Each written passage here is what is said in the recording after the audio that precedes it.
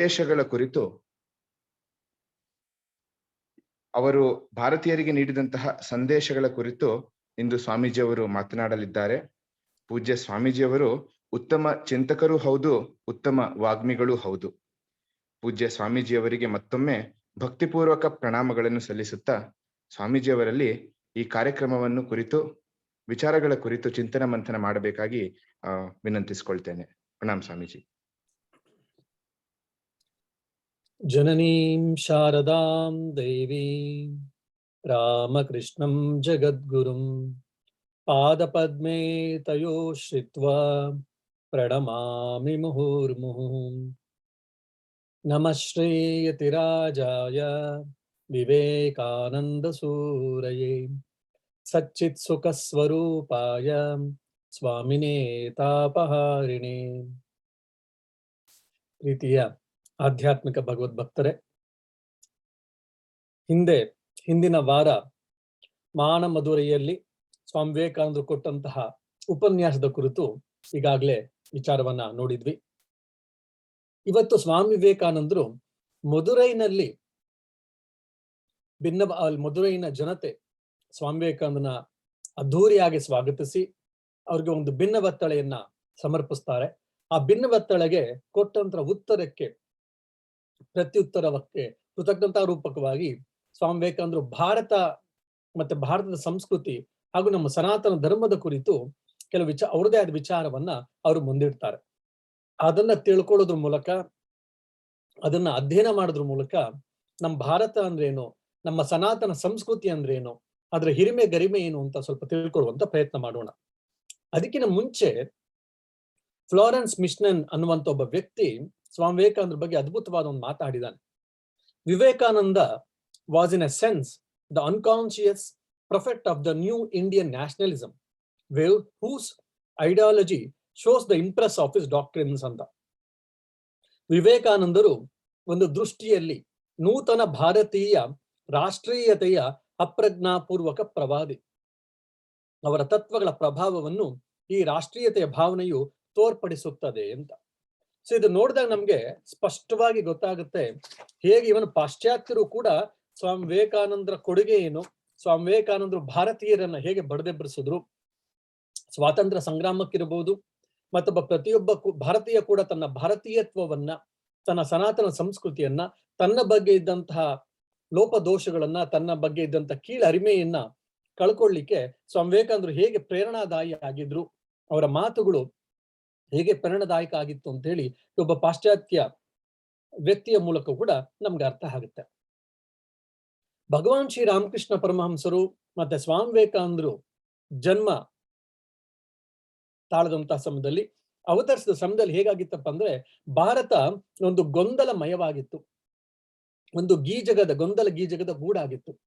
ಯಾಕೆ ಒಂದು ಮತ್ತೆ ಪುನಃ ಪಾಶ್ಚಾತ್ಯರಿಂದ ನಾವು ಆಕ್ರಮಕ್ಕೆ ಒಳಗಾಗಿ ಜರ್ಜರಿತ ಆಗಿದ್ವಿ. ಸಾಮಾನ್ಯ ಜನರು ಜೀವನ ಮಾಡೋದೇ ಕಷ್ಟ ಆಗಿತ್ತು. ನಮ್ಮನ್ನು ಪ್ರತಿಯೊಬ್ಬನೂ ಕೂಡ ನಮ್ಮನ್ನ ದೋಚಲಿಕ್ಕೆ, ನಮ್ಮ ಸಂಪತ್ತನ್ನ ದೋಚಲಿಕ್ಕೆ ಪ್ರಯತ್ನ ಮಾಡ್ತಿದ್ದ.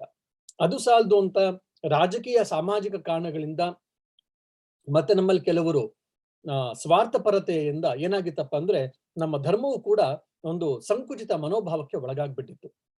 ಜನರಿಗೆ ಯಾವುದು ಧರ್ಮ, ಯಾವುದು ಅಧರ್ಮ, ಯಾವುದು ಧರ್ಮದ ಮೂಲಭೂತ ಸಿದ್ಧಾಂತ, ಮೂಲಭೂತ ತತ್ವಗಳು, ಯಾವ್ದನ್ನ ನಾವು ಹಿಡ್ಕೊಳ್ಬೇಕು, ಯಾವ್ದನ್ನ ಹಿಡ್ಕೊಳ್ಬಾರ್ದು, ಯಾವ್ದನ್ನ ಬದಲು ಮಾಡ್ಕೋಬಹುದು ಇತ್ಯಾದಿಗಳ ಕುರಿತು ಅವ್ರಿಗೊಂದು ಗೊಂದಲ ಉಂಟಾಗ್ಬಿಟ್ಟಿತ್ತು. ಅಂತಹ ಸಮಯದಲ್ಲಿ ಶ್ರೀರಾಮಕೃಷ್ಣರು ವಿವೇಕಾನಂದರು ಅವತರಿಸಿ ನಮ್ಗೆ ಮಾರ್ಗದರ್ಶನ ಮಾಡಿದ್ರು. ಶ್ರೀರಾಮಕೃಷ್ಣರು ಬ್ರಹ್ಮಕುಂಡಲಿನೇ ಜಾಗೃತ ಮಾಡಿ, ಮತ್ತೆ ಧರ್ಮ ಅಂದ್ರೇನು, ಧರ್ಮದ ಮೂಲಭೂತ ಸಿದ್ಧಾಂತ ತತ್ವಗಳೇನಪ್ಪಾ ಅಂತ ಅದನ್ನ ನಮಗೆ ರೆಡಿ ಟು ಇಟ್ ಅಂತ ನಾವು ಇವತ್ತೇನ್ ಹೇಳ್ತೀವಲ್ಲ, ಆತ ನಮ್ಗೆ ಅದನ್ನು ಕೊಟ್ಟು ಅನವಶ್ಯಕವಾದನ್ನೆಲ್ಲ ತೆಗೆದುಬಿಟ್ರು.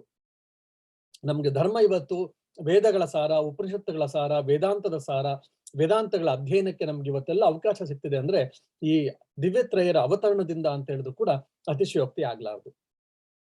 ಮತ್ ಸ್ವಾಮಿ ವಿವೇಕಾನಂದರು ಆ ಶ್ರೀರಾಮಕೃಷ್ಣ ಪರಂಪರೆಯನ್ನ ಸಮರ್ಥ ರೀತಿಯಲ್ಲಿ ಎಸ್ಟಾಬ್ಲಿಷ್ ಅನ್ನ ಮಾಡಿ ನಮ್ಗೆ ಅದನ್ನೆಲ್ಲ ಕೊಟ್ಟಿದ್ದಲ್ಲದೆ ಭಾರತನೆಲ್ಲ ಬಡ್ದು ಎಬ್ರಿಸಿದ್ರು. ಎದೋಳ್ರು ಅಂತ ಹೇಳಿ, ಎಂತವ್ರು, ನೀವು ಋಷಿ ಮುನಿಗಳ ಪುತ್ರರು, ನೀವು ಪ್ರತಿಯೊಬ್ಬರು ನೋಡಿದ್ರು ಕೂಡ ನಿಮ್ಮ ಮೂಲಭೂತ ವ್ಯಕ್ತಿ ಯಾರಪ್ಪ ಆಗಿರ್ತಾನೆ, ಒಬ್ಬ ಋಷಿ. ಋಷಿ ಯಾರು? ಮಂತ್ರದಷ್ಟಾರ. ಅವನು ಧ್ಯಾನದಲ್ಲಿ ಅವನ ಮನಸ್ಸನ್ನು ಅತ್ಯಂತ ಉನ್ನತ ಮಟ್ಟಕ್ಕೆ ತೆಗೆದುಕೊಂಡುವುದಾದಂತಹ ಸಮಯದಲ್ಲಿ ಅವನಿಗೆ ಅನೇಕ ರೀತಿಯಂತಹ ತಾತ್ವಿಕ ಅಂಶಗಳು, ಮಂತ್ರಗಳು ಗೋಚರವಾಗಿದ್ದಂತಹ ಋಷಿಗಳ ಪರಂಪರೆ ನಿಮ್ದು. ಅಂತ ಪರಂಪರೆಗೆ ಸೇರಿದವ್ರು ನೀವು.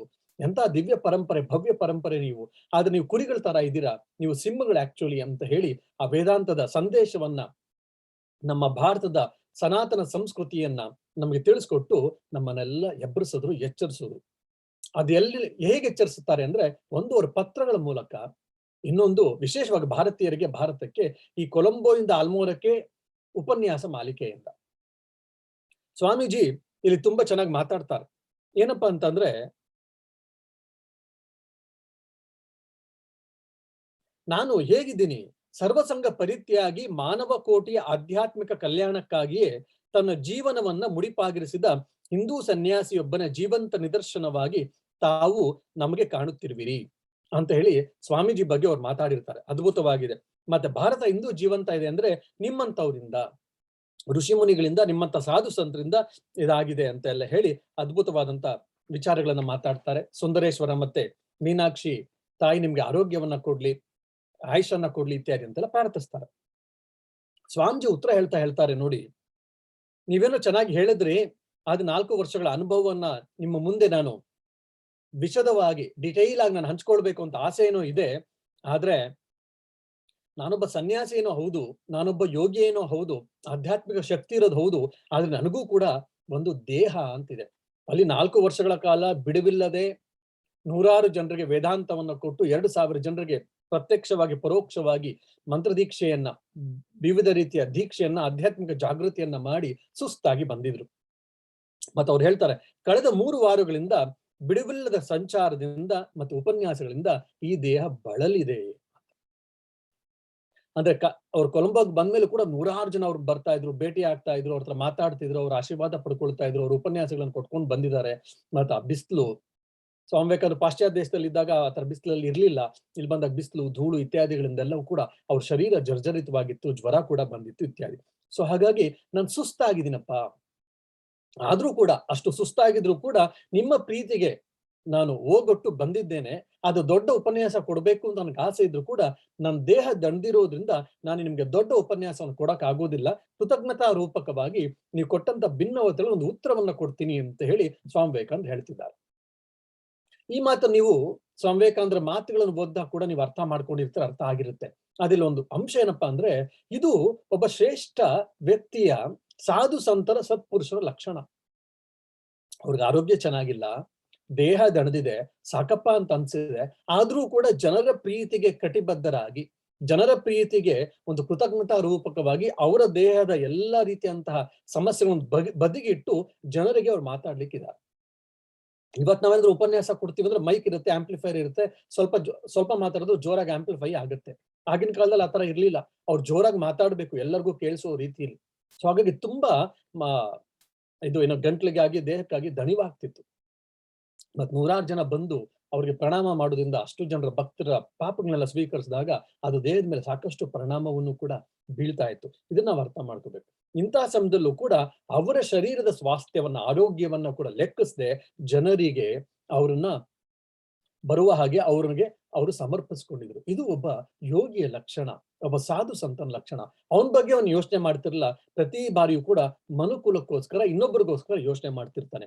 ಎಂತಹ ಸ್ವಾಮಿ ವಿವೇಕಾನಂದ ಹೃದಯ ವೈಶಾಲ್ಯತೆ, ಯೂನಿವರ್ಸಲ್ ಹಾರ್ಟ್ ಅಂತ ನಾವೇನ್ ಹೇಳ್ತಿಲ್ಲ, ಬುದ್ಧನ ಹೃದಯ ಅಂತ. ಆ ರೀತಿ ನಾವು ಸ್ವಾಮಿ ವಿವೇಕಾನಂದ ಸ್ಪಷ್ಟವಾಗಿ ಕಾಣ್ಬಹುದು. ಎಂತಹ ಹೃದಯ ವೈಶಾಲ್ಯತೆ ಇತ್ತು ನೋಡಿ. ಆರೋಗ್ಯ ಸುಧಾರಿಸಿದ ಮೇಲೆ ಬೇರೆ ವಿಷಯಗಳನ್ನು ಮಾತಾಡಕ್ಕೆ ಪ್ರಯತ್ನ ಮಾಡ್ತೀನಪ್ಪ ಅಂತ ಹೇಳಿ ಸ್ವಾಮಿ ವಿವೇಕಾನಂದರು ಸ್ಟಾರ್ಟ್ ಮಾಡ್ತಾರೆ. ಅವ್ರು ಸ್ಟಾರ್ಟ್ ಮಾಡಿದ್ದು ಎಷ್ಟು ಚೆನ್ನಾಗಿತ್ತು ನೋಡಿ. ಮೊದಲು ಚಿಕಾಗೋ ನಗರಕ್ಕೆ ಹೋಗುವಂತ ಸಲಹೆ ಕೊಟ್ಟವರು ರಾಮನಾಡಿನ ಮಹಾರಾಜರು ಎಂಬುದು ನಿಮ್ಮಲ್ಲಿ ಹಲವರಿಗೆ ಗೊತ್ತಿರಬಹುದು, ಮತ್ತು ಅವರೇ ಈ ವಿಷಯದಲ್ಲಿ ನಿರಂತರವೂ ಪ್ರೋತ್ಸಾಹ ನೀಡಿದರು ಅಂತ ಹೇಳ್ತಾರೆ. ಆಕ್ಚುಲಿ ಕೇತ್ರಿಯಲ್ಲಿ ಮತ್ತೆ ಮೈಸೂರಿನಲ್ಲಿ ಆಗಿದ್ದದು. ಆಮೇಲೆ ರಾಮನಾಡಿನ ಮಹಾರಾಜರು ಕೂಡ ನೀವು ಹೋಗ್ಬೇಕು ಅಂತ ಹೇಳ್ತಾರೆ, ಹಣದ ಸಹಾಯವನ್ನು ಕೂಡ ಮಾಡ್ತೀವಿ ಅಂತ ಹೇಳ್ತಾರೆ. ಆಮೇಲೆ ಆದ್ರೆ ಯಾರೋ ಕೆಲವರು ದ್ವೇಷದಿಂದ ಇಲ್ಲ ಬೇರೆ ಬೇರೆ ಸ್ವೈತಾಸಕ್ತಿಗಳಿಂದ ರಾಮನಾಡಿನ ಮಹಾರಾಜರ ಕಿವಿಯನ್ನ ಕಚ್ತಾರೆ. ಕಿವಿನ ಕಚ್ಚಿದ್ರಿಂದ ಮತ್ತೆ ಬೇರೆ ಬೇರೆ ಹಲವಾರು ಅನಿವಾರ್ಯ ಕಾರಣಗಳಿಂದ ರಾಮನಾಡಿನ ಮಹಾರಾಜರು ಕೆಲವು ಸಮಯದಲ್ಲಿ ಹಣದ ಸಹಾಯವನ್ನು ಮಾಡಿದ್ರು ಕೂಡ ಇನ್ ಕೆಲವು ಸಮಯದಲ್ಲಿ ಅವರು ಸ್ವಲ್ಪ ಹಿಂದೆ ಉಳ್ಕೊಂಡ್ಬಿಡ್ತಾರೆ. ಇದೆಲ್ಲ ಸ್ವಾಮೀಜಿ ಗೊತ್ತಿದ್ರು ಕೂಡ ಅದ್ರ ಯಾವ್ದನ್ನೂ ಕೂಡ ಅವ್ರ ಮನಸ್ಸಿಗೆ ಹಾಕೊಳ್ಳದೆ ಬದಲಾಗಿ ಈಗ ರಾಮನಾಡಿ ಮಹಾರಾಜರ ಮನಸ್ಸು ಚೇಂಜ್ ಆಗಿತ್ತು. ಬಂದಾಗ ಅವ್ರು ತುಂಬಾ ಚೆನ್ನಾಗಿ ಅದ್ದೂರಿಯಾಗಿ ಅವ್ರು ಸ್ವೀಕರಿಸಿ ರಾಯಲ್ ಗೆಸ್ಟ್ ಆಗೆಲ್ಲ ಟ್ರೀಟ್ ಮಾಡಿದ್ರು ನಾವು ನೋಡಿದೀವಿ ಹಿಂದಿನ ಉಪನ್ಯಾಸಗಳ ಮಾಲಿಕೆಯಲ್ಲಿ. ಅದೆಲ್ಲ ಹಿಂದೆ ಮಧ್ಯದಲ್ಲಿ ಏನೇ ಸಣ್ಣ ಪುಟ್ಟ ತೊಂದರೆಗಳಾಗಿದ್ರು ಕೂಡ ಇದಾಗಿದ್ರು ಕೂಡ ಅದನ್ನೆಲ್ಲ ಬದಿಗಿಟ್ಟು ಅವ್ರು ಮಾಡಿದಂತಹ ಸಹಾಯವನ್ನ, ಅವ್ರು ತೋರಿಸಿದ ಗೌರವವನ್ನ ಇಲ್ಲಿ ಉಚ್ಚ ಕಂಠದಿಂದ ಹೇಳ್ತಾರೆ. ಇದು ಇದೊಂದು ಮಹಾತ್ಮನ ಲಕ್ಷಣ. ಸಾಮಾನ್ಯವಾಗಿ ನಾವೆಲ್ಲ ಕೇಳಿರ್ತೀವಿ ಏನಪ್ಪಾ ಅಂದ್ರೆ, ಭಗವಂತನಿಗೆ 99 ತಪ್ಪುಗಳನ್ನು ಮಾಡಿ ಒಂದು ಸರಿ ಮಾಡಿದ್ರು ಕೂಡ ಭಗವಂತ ಒಂದು ಸರಿ ನೆನಪಲ್ಲಿಟ್ಕೊಂಡು ನಮ್ಗೆ ಸಹಾಯ ಮಾಡ್ಲಿಕ್ಕೆ ಬರ್ತಾನೆ. ಸಾಮಾನ್ಯ ಜನರು 99 ಸರಿ ಮಾಡಿ ಒಂದು ತಪ್ಪು ನೀವೇನಾದ್ರೂ ಮಾಡಿದ್ರೆ ಆ ಒಂದು ತಪ್ಪನ್ನ ಇಟ್ಕೊಂಡು ಮಾತಾಡ್ತಿರ್ತಾನೆ ಅಂತ. ಮಹಾತ್ಮರು ಕೂಡ ಯಾವಾಗ್ಲೂ ಒಳ್ಳೇದನ್ನೇ ನೋಡುವಂತ ಪ್ರಯತ್ನವನ್ನ ಮಾಡ್ತಿರ್ತಾರೆ. ಅದೇ ರೀತಿ ಮಧ್ಯದಲ್ಲಿ ಕೂಡ ರಾಮನಾಡಿನ ಮಹಾರಾಜ ಕೆಲವು ವಿಷಯದಲ್ಲೆಲ್ಲ ಬೇರೆ ರೀತಿಯಾಗಿ ಬಿಹೇವ್ ಮಾಡಿದ್ರು ಕೂಡ, ವರ್ತಿಸಿದ್ರು ಕೂಡ ಸ್ವಾಮಿ ವಿವೇಕಾನಂದನೆಲ್ಲ ಬದಿಗಿಟ್ಟು ಅವನು ಪ್ರಾರಂಭಿಕ ಹಂತದಲ್ಲಿ ತೋರಿಸಿದಂತ ಪ್ರೀತಿ ವಿಶ್ವಾಸ, ಈಗ ತೋರಿಸಿದಂತ ಪ್ರೀತಿ ವಿಶ್ವಾಸ ಅಷ್ಟನ್ನೇ ಮಾತಾಡ್ತಿರ್ ಬಿಟ್ರೆ ಬೇರೆ ಯಾವುದನ್ನು ಮಾತಾಡ್ತಿಲ್ಲ. ಪ್ರತಿಯೊಂದು ವಸ್ತುವಿನಲ್ಲೂ, ಪ್ರತಿಯೊಂದು ವಿಷಯದಲ್ಲೂ, ಪ್ರತಿಯೊಂದು ಏನು ಒಂದು ಸನ್ನಿವೇಶದಲ್ಲೂ ಕೂಡ ಎಷ್ಟಾಗುತ್ತೋ ಅಷ್ಟು ಪಾಸಿಟಿವ್ ಮೈಂಡ್ ಸೆಟ್ ಅನ್ನು ತೆಗೆದುಕೊಳ್ಳುವಂತಹದ್ದು ಇವರೆಲ್ಲರ ಈ ಮಹಾತ್ಮರ ಒಂದು ವಿಶಿಷ್ಟವಾದ ಗುಣ ಇರುತ್ತೆ. ಅದನ್ನು ನಾವು ಕೂಡ ಸ್ವಾಮಿ ವಿವೇಕಾನಂದ ಜೀವನ ಆಳವಾಗಿ ಅಧ್ಯಯನ ಯಾರು ಮಾಡಿರ್ತೀರೋ ಅವ್ರಿಗೆ ಇದು ನಮ್ಗೆ ಗೊತ್ತಾಗುತ್ತೆ. ಮತ್ತೆ ಇನ್ನೊಂದು ಸ್ವಾಮೀಜಿ ತುಂಬಾ ಚೆನ್ನಾಗಿ ಹೇಳ್ತಾರೆ, ನಾವೆಲ್ಲ ದಕ್ಷಿಣ ಭಾರತದವರು, ಅದರಿಂದ ನಮ್ಗೆ ಇದೊಂದು ಹೆಮ್ಮೆಯ ವಿಷಯ ಏನಪ್ಪಾ ಅಂದ್ರೆ, ಇವತ್ತು ನಾನೇನು ಪಾಶ್ಚಾತ್ಯ ದೇಶದಲ್ಲಿ ಹೋಗಿ ನಮ್ಮ ಭಾರತದ ಹಿರಿಮೆ ಗರಿಮೆಯನ್ನ, ಸನಾತನ ಸಂಸ್ಕೃತಿಯ ವೈದಿಕ ಸಂಸ್ಕೃತಿನ ಹೇಳ್ಕೊಂಡ್ ಬಂದಿದ್ದೀನೋ, ಅದಕ್ಕೆ ಎಷ್ಟೊಂದು ಕೀರ್ತಿ ಸಿಕ್ಕಿದ್ಯೋ ಆ ಕೀರ್ತಿಗೆ ಹೆಚ್ಚಿನ ಪಾಲು ನಿಮ್ಗೆ ಸಲ್ಲುತ್ತೆ. ಯಾಕೆ? ನಾನು ಪಾಶ್ಚಾತ್ಯ ದೇಶಗಳಿಗೆ ಹೋದಾಗ ಅಳಸಿಂಗ್ ಪೆರುಮಾಳ್ ಆಗಿರ್ಬಹುದು, ಇಲ್ಲ ರಾಮನಾಡಿನ ಮಹಾರಾಜರಾಗಿರ್ಬಹುದು, ಮೈಸೂರಿನ ಮಹಾರಾಜರಾಗಿರ್ಬಹುದು, ಮೈಸೂರಿನ ಯುವರಾಜರಾಗಿರ್ಬಹುದು, ಅವರೆಲ್ಲರೂ ಕೂಡ ಅವ್ರದವ್ರದೇ ಆದ ರೀತಿಯಲ್ಲಿ ಸಹಾಯವನ್ನ ಮಾಡಿದ್ರು, ಹಣದ ಸಹಾಯವನ್ನ ನನಗೆ ಮಾಡಿದ್ರು, ಹಣದ ನೆರವನ್ನು ನೀಡಿದ್ರು. ಮತ್ ನಾನು ಈಗ ಬರ್ತಿದ್ದಾಗ ಕೂಡ ನೀವೆಷ್ಟು ನನಗೆ ವಿಜೃಂಭಣೆಯಿಂದ ನಮ್ಮನ್ನು ಸ್ವಾಗತಿಸಿ ಪ್ರೀತಿ ವಿಶ್ವಾಸ ಗೌರವವನ್ನ ತೋರಿಸ್ತಾ ಇದ್ದೀರಾ. ಮತ್ ನಾನು ಹೋಗುವಂತ ಸಮಯದಲ್ಲೂ ಕೂಡ ನೀವು ತೋರಿಸಿದ್ರಿ. ನಾನು ಅಲ್ಲಿದ್ದಂತ ಸಮಯದಲ್ಲಿ ಪಾಶ್ಚಾತ್ಯ ದೇಶಗಳಲ್ಲಿ ಪ್ರಾರಂಭಿಕ ಹಂತದಲ್ಲಿ ಹಣದ ಸಮಸ್ಯೆ ಇದ್ದಾಗ ಕೂಡ ನೀವು ದಕ್ಷಿಣ ಭಾರತದವ್ರು ನನಗೆ ಸಹಾಯ ಮಾಡಿದ್ದೀರಾ. ಹಾಗಾಗಿ ಇವತ್ತೇನು ನಂಗೆ ಪ್ರಖ್ಯಾತಿ ಒಂದು ಸಿಕ್ಕಿದೆ, ಕೀರ್ತಿ ಸಿಕ್ಕಿದೆ, ಅದರ ಬಹುಪಾಲು ದಕ್ಷಿಣ ಭಾರತಕ್ಕೆ ಸಲ್ಲುತ್ತೆ. ಮತ್ತೆ ಈ ರಾಜನ್ಗೆ, ರಾಮನಾಡಿನ ಮಹಾರಾಜರಿಗೂ ಕೂಡ ಇದಾಗುತ್ತೆ. ಮತ್ತೆ ಅಂತವ್ರಿಗೆ ನಾನು ರಾಜಗುರು ಆಗಿರೋದಕ್ಕೆ ನಾನು ತುಂಬಾ ಸಂತೋಷ ಪಡ್ತೀನಿ ಅನ್ನುವಂತ ಮಾತನ್ನು ಕೂಡ ಅವರು ತುಂಬಾ ಸ್ಪಷ್ಟವಾಗಿ ಸ್ವಾಮಿ ವಿವೇಕಾನಂದ ಹೇಳ್ತಾರೆ. ಸೊ ದಕ್ಷಿಣ ಭಾರತ ಸ್ವಾಮಿ ವಿವೇಕಾನಂದರಿಗೆ ಎಷ್ಟೊಂದು ಸೇವೆಯನ್ನ ಮಾಡ್ಲಿಕ್ಕೆ ಒಂದು ಅವಕಾಶ ಸಿಕ್ಕಿತ್ತು. ಅದಕ್ಕೆ ನಾವೆಲ್ಲರೂ ಕೂಡ ಕೃತಜ್ಞತಾ ಭಾವನ, ಧನ್ಯತಾ ಭಾವನ ನಾವೆಲ್ಲ ಆಲೋಚನೆ ತಪ್ಪುದಿಲ್ಲ. ಮತ್ತಿನ್ನೊಂದು ಸ್ವಾಮೀಜಿ ತುಂಬಾ ಸ್ಪಷ್ಟವಾಗಿ ಇದು ಹೇಳಿಬಿಟ್ಟು ಈಗ ಫಿಲಾಸಫಿಕಲ್ ಟರ್ಮ್ ನ ತಾತ್ವಿಕ ಅಂಶವನ್ನು ತೆಗೆದುಕೊಳ್ಳಿಕ್ಕೆ ಪ್ರಾರಂಭ ಮಾಡ್ತಾರೆ. ಏನು? ಜಗತ್ತಿನಲ್ಲಿ, ಸಮಾಜದಲ್ಲಿ, ಸಂಸ್ಕೃತಿಯಲ್ಲಿ, ನಾಗರಿಕತೆಯಲ್ಲಿ 2 ಆಯಾಮಗಳು ಪ್ರಮುಖವಾಗಿ ಇರ್ತದೆ. ಒಂದು ಸೆಕ್ಯುಲರ್ ಲೌಕಿಕ, ಇನ್ನೊಂದು ಪಾರಮಾರ್ಥಿಕ ಸ್ಪಿರಿಚುವಲ್ ಆಯಾಮ ಇರುತ್ತೆ. ಈ ಎರಡೂ ಕೂಡ ನಮ್ಗೆ ಬೇಕು. ಬರೀ ಅಧ್ಯಾತ್ಮ ಬಂದೇ ಸಾಕು ಅಂತ ಹೇಳಿ ಅಧ್ಯಾತ್ಮವನ್ನು ಇಟ್ಕೊಂಡು ಲೌಕಿಕವನ್ನ ನಾವು ನಿರ್ಲಕ್ಷಿಸಿದ್ರು ತಪ್ಪಾಗುತ್ತೆ. ಅದೇ ಕಡೆ ಮೆಟಲಿಸಮ್ ನಮಗ್ ಸಾಕು, ಹೆಸರು ಕೀರ್ತಿ, ಮತ್ತೆ ನಾನು ಆರಾಮಾಗಿರ್ಬೇಕು ಅಂತ ಹೇಳಿ ಮೆಟಲಿಸಮ್ ಒಂದೇ ಸಾಕು ಅನ್ನುವಂತ ಲೌಕಿಕವಾದವನ್ನು ಇಟ್ಕೊಂಡು, ನಾವು ಲೌಕಿಕವಾದವನ್ನು ಒಂದೇ ಇಟ್ಕೊಂಡು ಪಾರಮಾರ್ಥಿಕವನ್ನ ಬಿಟ್ಬಿಡ್ತೀವಿ ಅಂದ್ರು ಅದು ಕೂಡ ತಪ್ಪಾಗುತ್ತೆ. ಎರಡೂ ಕೂಡ ಸಮನ್ವಯ ದೃಷ್ಟಿಯಿಂದ ಸಮನ್ವಯವಾಗಿ ಹೋಗ್ಬೇಕು, ಸಾಮರಸ್ಯತೆಯಿಂದ ಹೋಗ್ಬೇಕು. ಒಂದು ಏನಂತ ಹೇಳ್ತೀವಿ, ಸಿಂಕ್ರನೈಸ್ ಆಗ್ಬೇಕು. ಲೌಕಿಕ ಪಾರಮಾರ್ಥಿಕ ಎರಡೂ ನಮ್ಗೆ ಬೇಕಾಗುತ್ತೆ. ಎರಡನ್ನೂ ನಾವು ಯಾವ್ದನ್ನು ಬಿಡ್ಲಿಕ್ಕೆ ಆಗೋದಿಲ್ಲ ಅಂತ ಹೇಳ್ತಾರೆ. ಮತ್ತೆ ಹಲವಾರು ರೀತಿಯಂತ ಬದಲಾವಣೆಗಳನ್ನು ನಾವು ಸಮಾಜದಲ್ಲಿ, ನಾಗರಿಕತೆಯಲ್ಲಿ ನಾವು ಕಾಣ್ತಾ ಇರ್ತೀವಿ. ಲೌಕಿಕ ಜಗತ್ನಲ್ಲಿ 10 ವರ್ಷದ ಹಿಂದೆ ಇದ್ದಂಗೆ ನಾವು ಇವತ್ತಿಲ್ಲ, 50 ವರ್ಷಗಳ ಹಿಂದೆ ಇದ್ದಂಗೆ ನಾವು ಇವತ್ತಿಲ್ಲ, 5 ವರ್ಷದ ಹಿಂದೆ ಇದ್ದಂಗೆ ಇವತ್ತು ನಾವಿಲ್ಲ. ಎಷ್ಟೊಂದು ಬದಲಾಗ್ತಿದೆ. ಅದೇ ರೀತಿ ಆಧ್ಯಾತ್ಮಿಕ ಜೀವನದಲ್ಲೂ ಕೂಡ, ಸಂಸ್ಕೃತಿ ಮತ್ತೆ ಆಧ್ಯಾತ್ಮಿಕದ ಕ್ಷೇತ್ರಗಳಲ್ಲೂ ಕೂಡ ಹಲವಾರು ಬದಲಾವಣೆಗಳು ಉಂಟಾಗ್ತಾ ಇರುತ್ತೆ. ಅದನ್ನ ನಾವು ಸ್ವೀಕರಿಸಬೇಕು. ಮೂಲಭೂತ ಸತ್ಯ ಒಂದೇ, ಅದರ ಸತ್ಯವನ್ನ ಅರ್ಥಕೊಳ್ಳುವ ರೀತಿ, ಆ ಸತ್ಯಕ್ಕೆ ಸೇರುವಂತಹ ಮಾರ್ಗ, ಆ ಸತ್ಯಕ್ಕೆ ತಲುಪಲಿಕ್ಕೆ ಮಾರ್ಗ, ಅದರಲ್ಲಿ ಮತ್ತೆ ಅದರ ವಿಚಾರಧಾರೆಗಳು ಏನಿದೆಯಲ್ಲ ಅದನ್ನು ಹೇಳುವಂತ ರೀತಿ, ಆ ಶೈಲಿ ಇತ್ಯಾದಿಗಳಲ್ಲೂ ಕೂಡ ಹಲವಾರು ರೀತಿಯಿಂದ ಬದಲಾವಣೆಗಳು ನಾವು ಕಾಣ್ತಾ ಇರ್ತೀವಿ. ಆಧ್ಯಾತ್ಮಿಕ ಕ್ಷೇತ್ರದಲ್ಲೂ ಕೂಡ ಅದನ್ನ ನಾವು ಒಪ್ಕೋಬೇಕು, ಸ್ವೀಕರಿಸಬೇಕು ಅಂತ ಹೇಳ್ತಿದ್ದಾರೆ. ಅಂದ್ರೆ ಸಂಕುಚಿತ ಮನೋಭಾವನೆಯನ್ನ ಬಿಟ್ಟು ನಾವು ವಿಶಾಲ ಮನೋಭಾವನೆ ತೆಗೆದುಕೊಳ್ಬೇಕು. ಲೌಕಿಕ ಜಗತ್ನಲ್ಲಿ ಮತ್ತು ಪಾರಮಾರ್ಥಿಕ ಜಗತ್ನಲ್ಲಿ ಬದಲಾವಣೆ ಅನಿವಾರ್ಯ. ಮೂಲಭೂತ ತತ್ವ, ಮೂಲಭೂತ ಸಿದ್ಧಾಂತಗಳು ಯಾವಾಗ್ಲೂ ಸಾರ್ವಕಾಲಿಕ ಸತ್ಯ, ಯೂನಿವರ್ಸಲ್ ಪ್ರಿನ್ಸಿಪಲ್, ಯೂನಿವರ್ಸಲ್ ಟ್ರೂತ್ಸ್ ಅಂತ ಹೇಳ್ತೀವಲ್ಲ, ಅದು ಯಾವಾಗ್ಲೂ ಇರುತ್ತೆ. ಅದಕ್ಕೆ ನಾವು ಕಟಿಬದ್ಧರಾಗಿರ್ಬೇಕು, ಅದನ್ನ ಇಟ್ಕೊಂಡಿರ್ಬೇಕು. ಇನ್ನೆಲ್ಲಾ ವಿಷಯಗಳು, ಇನ್ನೆಲ್ಲಾ ಕ್ಷೇತ್ರಗಳಲ್ಲೂ ಕೂಡ ಹಲವಾರು ರೀತಿಯ ಬದಲಾವಣೆಗಳು ಉಂಟಾಗ್ತಾ ಇರುತ್ತೆ. ಎಲ್ಲಾ ಕ್ಷೇತ್ರಗಳಲ್ಲೂ, ರಾಜಕೀಯ, ಸಾಮಾಜಿಕ, ಆರ್ಥಿಕ, ಧಾರ್ಮಿಕ, ಆಧ್ಯಾತ್ಮಿಕ, ಲೌಕಿಕ ಎಲ್ಲಾ ಕ್ಷೇತ್ರಗಳಲ್ಲೂ ಕೂಡ ಈ ಬದಲಾವಣೆಗಳು ಉಂಟಾಗ್ತಿರುತ್ತೆ. ನಾವು ಅದನ್ನ ಸ್ವೀಕರಿಸಬೇಕು. ನೋಡಿ, ಕೆಲವು ಧರ್ಮಗಳು ಆ ಬದಲಾವಣೆ ಸ್ವೀಕರಿಸದೇ ಇರೋದ್ರಿಂದ ಅವರು ಸಂಕುಚಿತ ಮನೋಭಾವವನ್ನು ಇಟ್ಕೊಂಡಿದ್ದಾರೆ ಮತ್ತು ರಕ್ತಪಾತಗಳು, ಈ ಹಿಂಸಾಚಾರಗಳು ಉಂಟಾಗ್ತಿದೆ. ಅದೇ ರೀತಿ ನಮ್ಮ ಧರ್ಮದಲ್ಲೂ ಕೂಡ ಏನು ಮೌಢ್ಯಾಚಾರಗಳಿತ್ತೋ, ಇಲ್ಲಾಂದ್ರೆ ಜಾತಿ ಪದ್ಧತಿ ಬಂದಿತ್ತೋ, ಇಲ್ಲ ಅಂತಂದ್ರೆ ಈ ಅನ್ಟಚಬಿಲಿಟಿ, ಅಸ್ಪೃಶ್ಯತೆ ಇತ್ತಲ್ಲ, ಇದೆಲ್ಲವೂ ಕೂಡ ಅದೇ ಕಾರಣ, ಸಂಕುಚಿತ ಮನೋಭಾವ. ಸೊ ನಮ್ಗಲ್ಲಿ ಸಂಕುಚಿತ ಮನೋಭಾವ ಇರಬಾರ್ದು, ವಿಶಾಲವಾದ ಮನೋಭಾವ ಇರಬೇಕು ಅಂತ ಸ್ಪಷ್ಟವಾಗಿ ಹೇಳ್ತಿದ್ದಾರೆ. ಅದರಿಂದ ಏನಾಗುತ್ತೆ, ಜಗತ್ತಿನ ಒಂದು ಕಡೆ ಆಧ್ಯಾತ್ಮಿಕ ಕೊರತೆ ಇದ್ದು ಮತ್ತೊಂದು ಕಡೆ ವಿಶೇಷವಾಗಿದ್ದರೆ ನಾವು ಪ್ರಜ್ಞಾಪೂರ್ವಕವಾಗಿ ಪ್ರಯತ್ನ ಪಡೆದಿರಲಿ ಆಧ್ಯಾತ್ಮ ಅಲ್ಲಿಗೆ ಹೋಗುವುದು ಮತ್ತು ಆ ಕೊರತೆಯನ್ನು ಹೋಗಲಾಡಿಸುವುದು. ಮಾನವ ಇತಿಹಾಸದಲ್ಲಿ ಒಂದು ವೇಳೆ ಇಲ್ಲ, ಎರಡು ವೇಳೆ ಇಲ್ಲ, ಹಲವು ವೇಳೆ ಭರತ ಕಂಡ ಜಗತ್ತಿಗೆ ಆಧ್ಯಾತ್ಮವನ್ನು ಧಾರೆಯಾಗಿದೆ. ಅಂದ್ರೆ ಪ್ರತಿಯೊಂದು ದೇಶದಲ್ಲೂ, ಪ್ರತಿಯೊಂದು ಸಂಸ್ಕೃತಿಯಲ್ಲೂ, ಪ್ರತಿಯೊಂದು ನಾಗರಿಕತೆಯಲ್ಲೂ ಹಲವಾರು ರೀತಿಯ ಕೊರತೆಗಳಿರುತ್ತೆ. ನಾವು ವಿಶಾಲ ಮನೋಭಾವ ಇದ್ದಾಗ ಪರಸ್ಪರ ಒಬ್ಬರಿಗೊಬ್ಬರು ನಾವು ಎಕ್ಸ್ಚೇಂಜ್ ಅನ್ನ ಮಾಡ್ಕೊಳ್ತಿದ್ದಾಗ ಈ ಕೊರತೆಗಳನ್ನು ನಾವು ನೀಗಿಸ್ಕೊಳ್ಬಹುದು ಅಂತ ಹೇಳ್ತಾ ಸ್ವಾಮಿ ವಿವೇಕಾನಂದರು ಅದಕ್ಕೆ ಉತ್ತರ ಕೊಡ್ತಾರೆ. ಮಾನವ ಇತಿಹಾಸದಲ್ಲಿ if U C the human history of human civilization, what happens, not once, not twice, not thrice, many times, several times ಅಂತ ಹೇಳ್ತಾರೆ ಸ್ವಾಮೀಜಿ. ಹಲವಾರು ಬಾರಿ ಭರತ ಕಂಡ ಈ ಭಾರತ ದೇಶ, ಅಖಂಡ ಭಾರತದ ಇದನ್ನ ಇಟ್ಕೊಂಡು ಅವ್ರು ಹೇಳ್ತಾ ಇರೋದು, ಅಖಂಡ ಭಾರತ ಆಧ್ಯಾತ್ಮಿಕ ಜಾಗೃತಿಯನ್ನ, ಆಧ್ಯಾತ್ಮಿಕ ಜ್ಞಾನವನ್ನ ವಿಶ್ವಕ್ಕೆ ನೀಡಿದೆ. ಇದು ನಮ್ಮ ಭಾರತದ ಶಕ್ತಿ, ಭಾರತದ ಕೇಂದ್ರ ಬಿಂದು ಇದು ಅಂತ ಮತ್ತೊಮ್ಮೆ ಸ್ವಾಮಿ ವಿವೇಕಾನಂದರು ಹಿಂದಿನ ಉಪನ್ಯಾಸದಲ್ಲೂ ಕೂಡ ಮಾನಮಧುರಲ್ಲಿ ಹೇಳಿದ್ರು ಈ ವಿಷಯವನ್ನ. ಮತ್ತೊಮ್ಮೆ ಇಲ್ಲೊಂದು ಹೇಳ್ತಿದ್ದಾರೆ, ಇಡೀ ಜಗತ್ತಿಗೆ ಆಧ್ಯಾತ್ಮಿಕ ದಾರಿಯನ್ನು ಎರೆದಿದ್ರು. ಅಧ್ಯಾತ್ಮ ಅಂದ್ರೆ ಏನಪ್ಪಾ ಅಂದ್ರೆ ಬ್ರಹ್ಮಜ್ಞಾನ. ನಾನ್ ಯಾರು, ನಾನು ಎಲ್ಲಿಂದ ಬಂದೆ, ನನ್ನ ನೈಜ ಸ್ವರೂಪ ಏನು, ನಾನು ಈ ದೇಹ ಅಲ್ಲ, ನಾನು ಈ ಮನಸ್ಸಲ್ಲ, ನಾನು ಈ ಬುದ್ಧಿ ಅಲ್ಲ, ನಾನು ಶಿವೋಹಂ, ಸದಾ ಶಿವೋಹಂ, ಸಚ್ಚಿದಾನಂದ ಸ್ವರೂಪ ಅನ್ನುವಂತ ಏನು ಆ ಪಾರಮಾರ್ಥಿಕ ಜ್ಞಾನ ಇದೆಯಲ್ಲ, ಅದೇ ಅಧ್ಯಾತ್ಮ. ಮತ್ತೆ ನಾನ್ಯಾರು, ದೇವ್ರ್ಯಾರು, ಮತ್ತೆ ಜಗತ್ತೇನು, ಇದರ ಸ್ವರೂಪ ಮತ್ತೆ ನಮ್ಮ ಮೂರು ಜೊತೆ ಸಂಬಂಧ, ಇದೇ ನಮ್ಗೆ ಅಧ್ಯಾತ್ಮ ಹೇಳುವಂಥದ್ದು. ಇದನ್ನ ಮತ್ತೆ ಮತ್ತೆ ಪುನಃ ದೇಶ ವಿಶ್ವದಲ್ಲಿ ಯಾವಾಗ ಕೊರತೆ ಬಂದಿತ್ತೋ ಆ ಎಲ್ಲಾ ಸಮಯದಲ್ಲೂ ಕೂಡ ಭಾರತ ತನ್ನ ಆಧ್ಯಾತ್ಮಿಕ ಜ್ಞಾನವನ್ನ ನೀಡಿ ಆ ಕೊರತೆಯನ್ನು ತುಂಬಿದೆ. ಅಂದ್ರೆ ಭಾರತ ವಿಶ್ವಗುರು ಭಾರತ ಹೇಗಾಗಿತ್ತು ಅನ್ನೋದಕ್ಕೆ ಸ್ವಾಮಿ ವಿವೇಕಾನಂದ ನಮ್ಗೆ ಸ್ಪಷ್ಟವಾಗಿ ಹೇಳ್ತಿದ್ದಾರೆ. ಅದಕ್ಕೆ ಇತಿಹಾಸದ ಒಂದೆರಡು ಅಂಶಗಳನ್ನ ಕೂಡ ತೆಗೆದುಕೊಂಡು ಹೇಳ್ತಿದ್ದಾರೆ. ಏನು, ಪಾರ್ಸಿಗಳು ಬರೋಕಿನ ಮುಂಚೆ, ಪಾರ್ಸಿಗಳು ಬಂದ ಮೇಲೆ, ಪರ್ಷಿಯನ್ರು ಬಂದ ಮೇಲೆ, ಪರ್ಷಿಯನ್ರು ಬರೋಕಿನ ಮುಂಚೆ, ಆಮೇಲೆ ಇತ್ತೀಚಿನ ದಿವಸಗಳಲ್ಲಿ ಎಲ್ಲ ಸಮಯದಲ್ಲೂ ಕೂಡ ಭರತ ಕಂಡ ಈ ಅಧ್ಯಾತ್ಮದ ದಾನವನ್ನ ಇಡೀ ಜಗತ್ತಿಗೆ ನೀಡಿದೆ ಅಂತ ಹೇಳ್ತಾ ಇದ್ದಾರೆ. ಮತ್ತೆ ಇನ್ನೊಂದು ಸ್ವಾಮಿ ತುಂಬಾ ಚೆನ್ನಾಗಿ ಹೇಳ್ತಿದ್ದಾರೆ. ಏನು, ಜಗತ್ತಲ್ಲಿ ಆರ್ಥಿಕ ಪ್ರಭಾವದಿಂದ ಇರಬಹುದು, ಇಲ್ಲ ರಾಜಕೀಯ ಪ್ರಭಾವದಿಂದ ಇರಬಹುದು, ಇಲ್ಲ ಯುದ್ಧಗಳಾಗಿ ಒಬ್ಬರಿಗೊಬ್ರು ಸೇರ್ಕೊಂಡಾಗಿ ಏನಾಗುತ್ತೆ, ಒಳ್ಳೊಳ್ಳೆ ವಿಚಾರಗಳು ಪ್ರಸಾರ ಕೂಡ ಆಗತ್ತೆ. ಅಂದ್ರೆ ನಾವು ಇನ್ನೊಂದು ದೇಶಕ್ಕೆ ಹೋಗಿ ಅಲ್ಲಿರುವಂತ ಒಳ್ಳೆದನ್ನ ತೆಗೆದುಕೊಂಡು ನಾವು ಬರಬೇಕು, ಬೇರೆ ದೇಶದವರು ನಮ್ಮ ದೇಶಕ್ಕೆ ಬರೋದಕ್ಕೆ ಬಿಡಬೇಕು, ನಮ್ಮಲ್ಲಿರುವಂತ ಒಳ್ಳೆ ಅಂಶಗಳನ್ನ ಅವ್ರಿಗೆ ಕೊಡುವಂಥದ್ದನ್ನ ನಾವು ಕಲ್ತ್ಕೊಳ್ಬೇಕು. ಪರಸ್ಪರಂ ಭಾವ ಎಂತಹ ಶ್ರೇಯ ಪರಮಾವಾಪ್ಸ್ಯತ ಅಂತ ಹೇಳಿ ಏನ್ ಗೀತೆಯಲ್ಲಿ ಹೇಳ್ತಾರಲ್ಲ, ಹಂಗೆ we should have A exchange. So ಪಾಶ್ಚಾತ್ಯ ದೇಶಗಳಲ್ಲಿ ಒಳ್ಳೆ ಇರುವಂತ ಒಳ್ಳೆ ಅಂಶಗಳನ್ನ ನಾವು ತೆಗೆದುಕೊಂಡು ನಮ್ಮ ಜೀವನದಲ್ಲಿ ನಾವು ಅದನ್ನ ಅನುಸರಿಸಬೇಕು, ನಮ್ಮಲ್ಲಿರುವಂತ ಒಳ್ಳೆ ಅಂಶಗಳನ್ನ ಕೂಡ ನಾವು ಕೊಡ್ಲಿಕ್ಕೆ ರೆಡಿ ಇರಬೇಕು. ಈ ಮಡಿವಂತಿಕೆ ಅನ್ನುವಂಥದ್ದು ಸರಿ ಇಲ್ಲ ಅಂತ ಹೇಳಿ ಸ್ವಾಮಿ ವಿವೇಕಾನಂದರು ಸ್ಪಷ್ಟವಾಗಿ ಹೇಳ್ತಿದ್ದಾರೆ. ಅದನ್ನ ಹೇಳ್ತಾ, ಮಾನವ ಜ್ಞಾನ ನಿಧಿಗೆ ಭರತ ಖಂಡದ ದಾನವೇ ದರ್ಶನ ಮತ್ತು ಆಧ್ಯಾತ್ಮಿಕತೆ. ಪಾರ್ಸಿ ಚಕ್ರಾಧಿಪತ್ಯ ಪ್ರವರ್ಧಮಾನಕ್ಕೆ ಬರುವುದಕ್ಕೆ ಮುಂಚೆಯೂ ಭರತಖಂಡ ಇದನ್ನು ಕೊಟ್ಟಿತ್ತು.